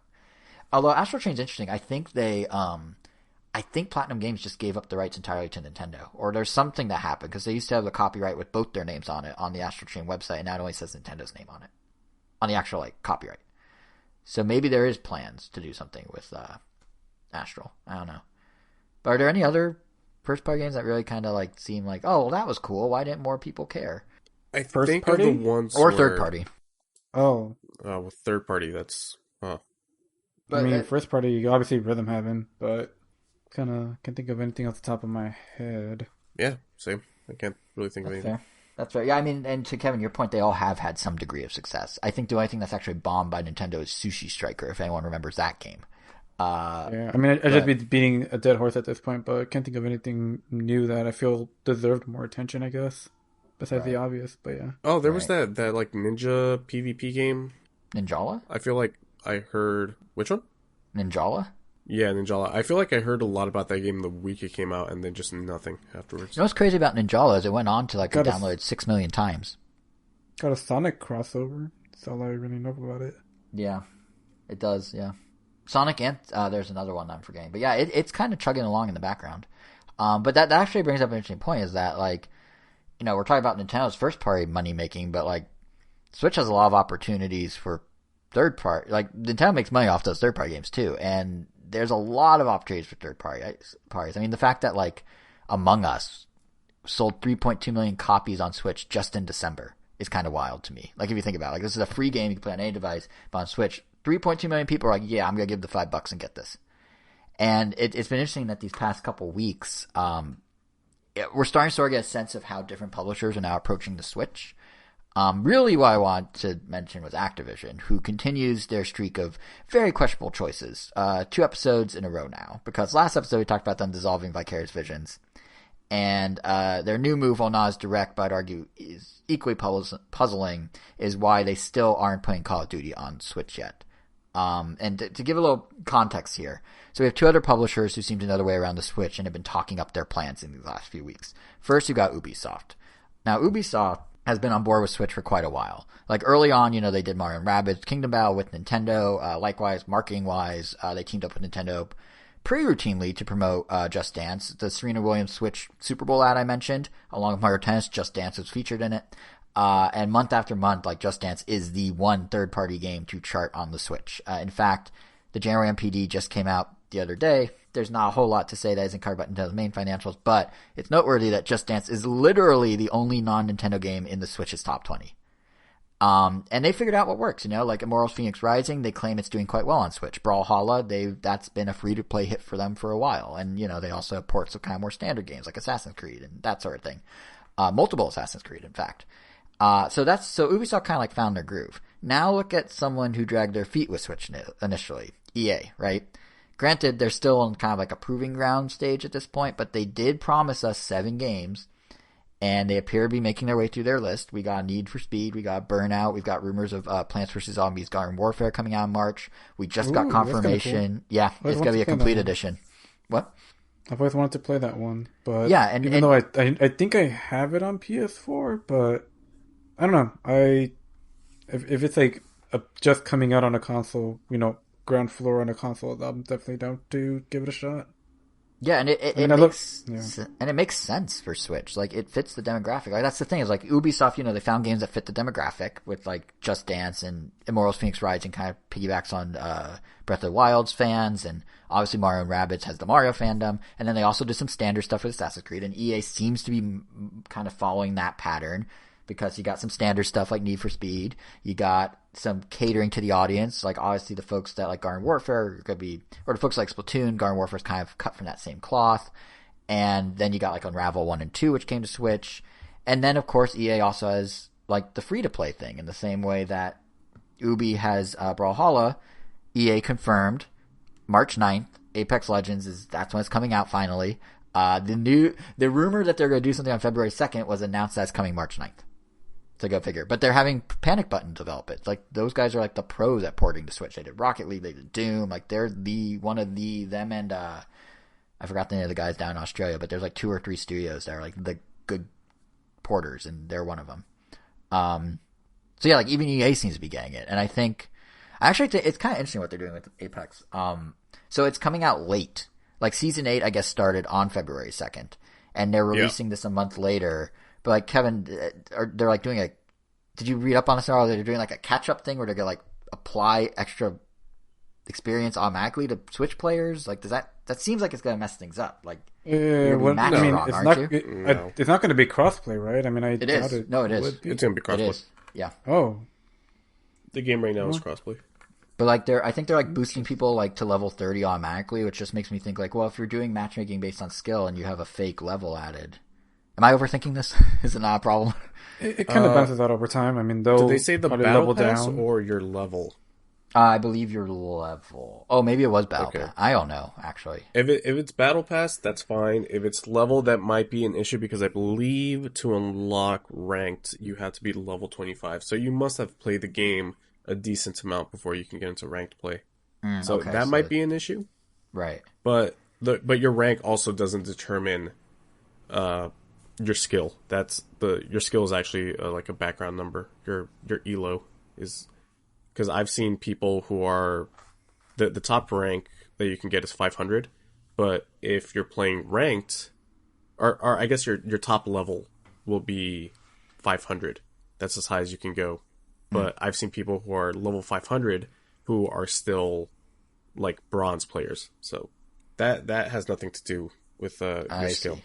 I see. If anything, it just unlocks ranked play immediately for Switch players.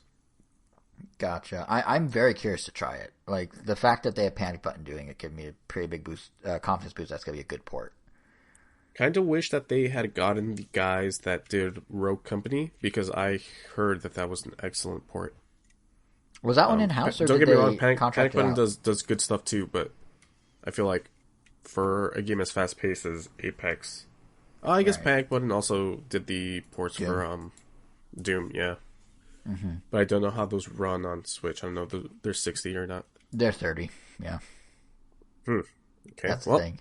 we'll see how that turns out. Yeah, time will tell. But even then, like, regardless of, how, I guess, the port handles itself, the fact that EA is now sort of following the same cadence of, all right, we got some standard games, we got some demographic care, we got big free-to-play. Okay, so EA gets it. Like, they see what Ubisoft's doing. Ubisoft has declared or statistically, they are the number one third party on Switch. EA's following that path. So I brought these up because Activision. So let's circle back to Activision. They check one of the boxes. They have the stereotypical demographic fit. Like, we get Crash, we get Spyro. They just announced that Crash 4, It's About Time, arrives on Switch on March 12th. About time. That was good. I've heard good things about it. Have either of you checked it out on like PS4 or anything? Is it good? No, I've heard good things about it. That's pretty much about it. Yeah, like I heard it was another Crash game, which is exactly what people have been clamoring for a while. So nothing wrong with that. Yeah, I mean, and only they thing did that- or go ahead. I mean, as I say, the only thing I've noticed is that you play through some levels as Dingodile and Tana, and That's what I was about to they say. have their own mechanics. There's like a whole, like, painting the world to progress, and it's shifting between two different times, which essentially means like, oh, get off of this platform before it disappears and be ready to jump back onto it. But no, that's cool. Yeah, So, it's nice to see eventually. it. Yeah, and it's interesting because it's only going to be $40. Meanwhile, you have something like Balan Wonderland or Wonderworld, whose demo you could hear about last episode, and that's $60. So kind of funny how different companies value things. But anyway, Activision's at least checking that box. And to be fair, like, the Blizzard side of Activision supports Switch a bit better. We got Diablo 2, we got Overwatch. We're getting Overwatch 2 when it's out, whenever that is. I think they just delayed it to like 2022 at the earliest, so it's going to be a while. But from the Activision side, there's literally nothing else. Like, Tony Hawk felt like a shoo-in, but that didn't happen. And the one I'm really scratching my head about is, like I said, Call of Duty. Like, not because I necessarily need to see like CGI Ronald Reagan on my Switch, but like, just sort of like the principle of it, I mean, guess. you clearly do. But I guess the thing that bothers me is like, I do. But yeah, the thing that bothers me is not so much like I'm going to play Black Ops Cold War. It's the principle of like, and I know it sounds like a silly reason, but I look at the Switch and I see every other major player involved. I look at Switch and see how so many free-to-play titles are successful and huge. I mean, we just talked about Ninja having 6 million downloads, and there's Fortnite, then there's Warframe, then there's Rogue Company. Like, there tons of them. And then I look at Switch again and see how a lot of these companies are actually putting their mobile free-to-plays on Switch. Again, Fortnite you play against mobile players. World of Tanks Blitz, when it came to Switch, was the mobile version. Elder Scrolls Blades from Bethesda, that's a mobile game. And so I look at Activision, and they're now saying, like just last week, that they're taking the Call of Duty approach of how to handle a franchise and doing it across all their IPs. So what they have with Call of Duty is a premium experience with a game like Cold War, the free-to-play element of War Zones, and then an entire other free-to-play on devices that can't run those other two Call of Duties, mobile, with Call of Duty Mobile. And I'm just sitting here thinking, like, how does Switch have none of these? Do they really think that of the 80 million Switches out there, not one person would want a portable but slightly watered down War Zones in the same way that, like, some people want a portable but slightly down Apex Legends? And okay, maybe Warzones doesn't work, sure. But not a single person out there wants a non-touch control Call of Duty mobile. I know that's not true because mobile supports Bluetooth controllers. So it just seems like maybe I'm being crazy for caring, but it just seems like such a weird hole in the Switch lineup given how everything else is coming to Switch. It's done well. The Wii had multiple Call of Duties. The Switch, by Nintendo's own account, is now on track to surpass the total of Wii sales. It will sell over 100 million. Wii U had a Call of Duty, and that's, the Switch surpassed sales 6 times over now. So it's just like, I don't know, it just seems like a weird... Call of Duty is one of the biggest game franchises. It just seems weird not to have that jewel in the Switch crown at this point. Maybe I care too much. I don't know. It just struck me as so I guess strange. By that logic, you can also say that why isn't Take-Two supporting the Switch? Because GTA is one of the biggest games of all time. Well, I mean, there's Take-Two does support the Switch. BioShock, Borderlands. You mean Rockstar? You mean Rockstar, right? No, Take-Two is the publisher, aren't they? Well, they own Rockstar, yeah. Somebody's the holding company for Rockstar. Yeah, so Take-Two, the holding company for Rockstar, does support Switch with Borderlands and BioShock, and there's a third one that they did that I'm blanking out on. They had 3 they released back to back to back. But yes, right, they did. But they are releasing stuff the same way that Activision is. But they're just not doing it with their biggest game. That's true. And honestly, I have that same question to Rockstar. Like, obviously, GTA 5 can run on Switch because it ran on PS3 and 360. They could even just do, GTA Online if they wanted. Like, it is strange again that there's a gap in another jewel missing from the crown. In that case, because like GTA actually they have attempted to do stuff on Nintendo platforms. Chinatown Wars on the DS, and if I remember correctly, it didn't sell huge, but it didn't fail either. It was some like middle ground. So if you look at 80 million people, you gotta wonder like why are they not doing it? It's I guess maybe they're waiting to see if EA has success. Ubisoft obviously had success, but they've always had success with Nintendo. So maybe it's just kind of a wait and see thing. But it's a huge audience that they're kind of just leaving hanging. We'll see. It's just so strange to me that Call of Duty isn't there. But. Let's not end on a sour note of where's my Call of Duty. Instead, last topic. Let's talk about something that should be negative. You of all people saying that as well. It's pretty funny. I know. Just in principle. That's what's funny. And that's why I kept being like, I don't know if I'm crazy for caring. Like, it's the principle more than the game. Although I do have Black Ops 2 on the Wii U. I think it was Black Ops 2. And that was fun. So, like, I used to really like playing Call of Duty at a friend's house in the 360 days. So, I would consider downloading your game, Activision. That's right. If you port it, I'll consider downloading it. But no, let's not end on a sour note. Let's talk about something that should be negative on paper. But Angel, you and I were talking about this, and surprisingly, you're okay with this. The new NES and Super Nintendo games joining Switch Online this month, which is a who's who of games no one's heard of. But like I thought you'd be mad, but you seemed okay with it. What's up? What gives? I don't really have any reason to be mad. I barely use the service to begin with, so what do I have any right to complain about what they put on there? I mean, if anything, the fact that they're all extremely unknown games, I feel makes it more interesting because, if they put say I don't even know what else. I mean, I've only ever been complaining about like, give me my Donkey Kong Country and Country 2, and they even threw in Country 3, but I don't know, I feel like I'd be like, oh, that's cool that it's on there, and then I proceed to not play it. So the fact that they're games I've never heard of, if anything, makes me want to try them out, or at least I acknowledge the service a little more than before. For those who don't know the games, we're talking Psycho Which Dream. You won't. Which you won't. I know, right? We're talking 1992 Psycho Dream for the Super Nintendo, Doomsday Warrior, also from 1992 for the Super Nintendo. A banger. Prehistoric Man for the Super Nintendo from 1995, and Fire and Ice, banger. Tecmo's 1992 little-known sequel to Solomon's Key. Which is kind of meh. I will say, I didn't know I knew one of these games until I started watching footage of Prehistoric Man, and I realized I have actually played that game when I was a kid. Somehow. That seemed to be the sentiment on Twitter, where there was a lot of people who were like, huh, I've actually played Prehistoric Man. Like, I saw a lot of that going around. Yeah, not it's with the weird. other, It's familiar, the other three but games. it's not. It was just that one. It looks very familiar, but it's definitely not the one I was thinking of. You were thinking of, I bet, Adventure Island. Super Adventure Island. No, definitely not. No, there's a Bonk. Prehistoric Man comparing game, playing Prehistoric Man controlling game that I once played in an arcade a long time ago in Mexico. Was it I know Bonk? it's like a game that I don't know what it is, but I know like you're like a caveman and you're rescuing like your caveman wife or something who got kidnapped in the beginning. It's a much slower paced game, but yeah, it's definitely not that one. Yeah, it's I mean, it weird looks fun though though. I because mean, it like looks fast paced. It looks interesting. it's just weird because like I was watching the footage Nintendo put out and I'm like, huh, what is this? And then I went on YouTube and there's like a scream attack that Prehistoric Man can do. And the second he did it, I'm like, oh my god, I played this game. Like I recognize that sound, like the sound. It wasn't any of the visuals. It was the sound and seeing the sound come out of like a caveman that triggered it. It wasn't anything else.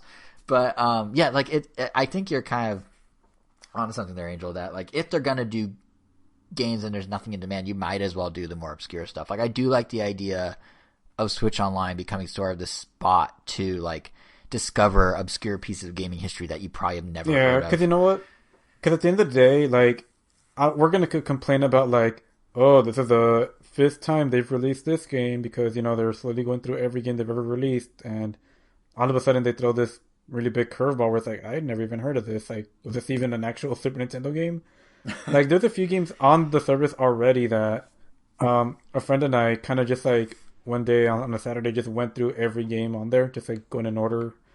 And there were a bunch that we played that I never heard of. Like one I think is called like What Are You Looking At Punk or something. Just these weird games. A lot of these weren't that great. And we ended up finding out that a lot of the ones that weren't that great were all by the same person or the same company. And we're like, whoa, where did this company come from? And why does Nintendo have so many Jaleco games on the service? Jaleco was huge at one point. Yeah. They had that bunny rabbit mascot. Yeah. They were a big player. Well, relatively big. Well, they're new to us. So we were like, why are all these games on here? And why are they also like look interesting in the beginning, but then you play them and they're like just okay. I should rephrase. They weren't a big player. They were like the Natsume of their time. So like like people are like, oh, Harvest Moon, or like, oh, Legend of the River King, and they're like, oh, Natsume, okay. Like it was that.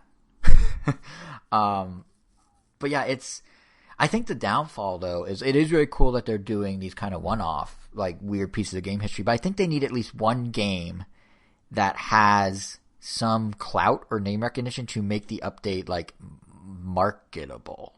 Like in Japan, this update comes with Shin Megami Tensei 2.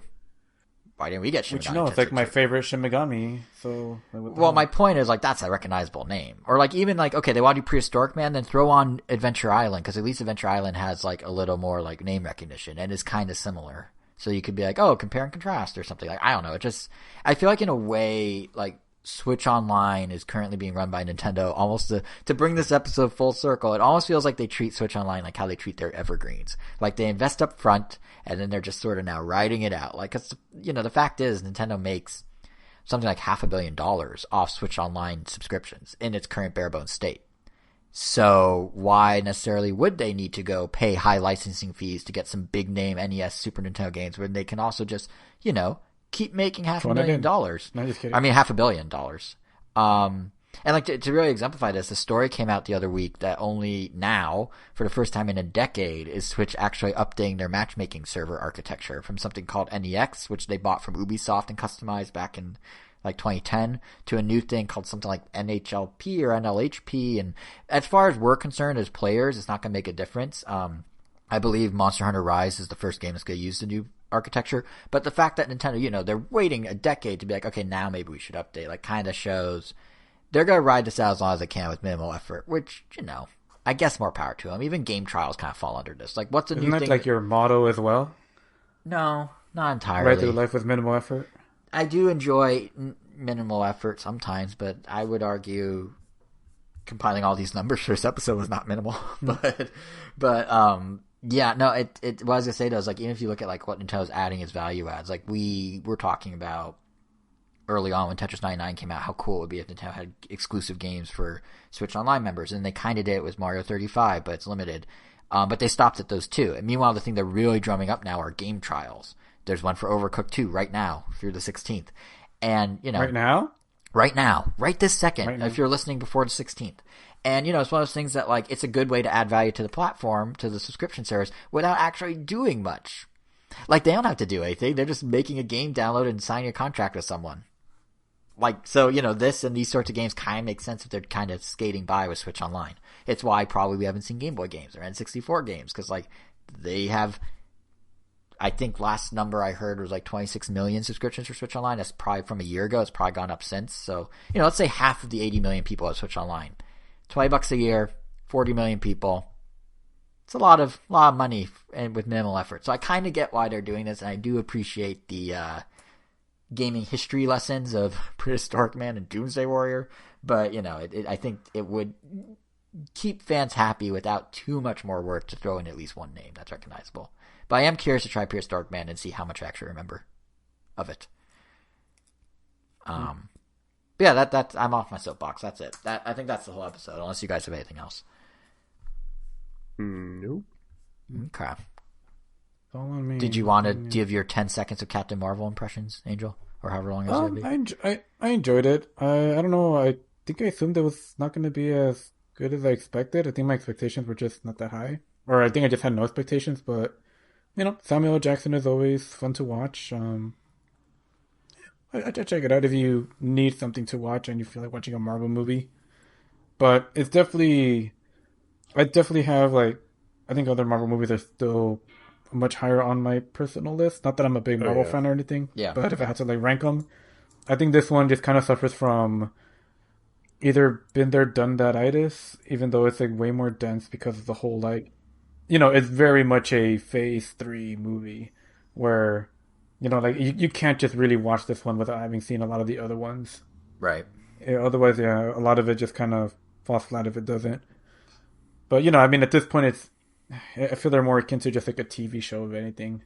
It just is kind of weird. It's you can't really... They really are, yeah. Yeah. It's to the point that now there are also TV shows. Yeah. So now it's eventually there's going to be a movie and you're like, oh, you didn't watch WandaVision? Well, tough luck. You're going to have to just go with it, I guess. But, yeah. You're just going to have to be confused. Yeah, you're just going to be super confused. But I will say that, Anyway Captain Marvel, that was kind of a nice bookend because we started with Cat Mario. Captain Marvel has that cat goose in it. It all comes full circle. Just with a whole bunch of sales numbers in the middle. So you mean the Flurkin goose? But yeah. Yeah, well, spoiler alert. But yes. They say that from the very beginning. Don't when it comes out. Oh, that's right. Well, anyway, he's a cat on Earth. Cat, so, Yeah, the whole joke is that's a cat. No, it's a Flurkin. And then you later realize what that really means, I guess. And Cat Mario is actually a Mario, not a cat. So it still works. But yeah, so I it was a very catty episode. So at this rate, who knows even what next episode is going to look like. We have Pokemon Day on the 27th of February, and our episode goes up the day after. So if they announce news going into Pokemon Day, maybe we'll have some Pokemon news. Otherwise, we'll see. Probably not cats. But the only way to make sure or to find out whether it's cats or not is to follow and subscribe to the show. So you can follow us on Twitter at Random Nintendo. You subscribe to us on all the apps, Google Podcasts, Apple Podcasts, Stitcher, Pandora, iHeartRadio, Spotify, TuneIn. We are at Random Nintendo, or our YouTube channel is RandomNintendo.com. And in the in-between, between now and then, think of this Captain Marvel thing as a little tantalizing teaser of the sort of non-Nintendo content we have on Quarantine Chronicle, where we'll be discussing whatever not sales number related things we're up not to. Intentional. Yeah, I know. I guess we're kind of using one to promote the other now. Yep. Hey, we gotta do it. It's a yin and a yang. But yeah, I think that pretty much does it. So I'm JSR7 on Twitter. Angel is WEIRO_O on Twitter. Kevin is KVN Gomi on Twitter. Kevin, take us out. I actually didn't think of anything to take us out with this week.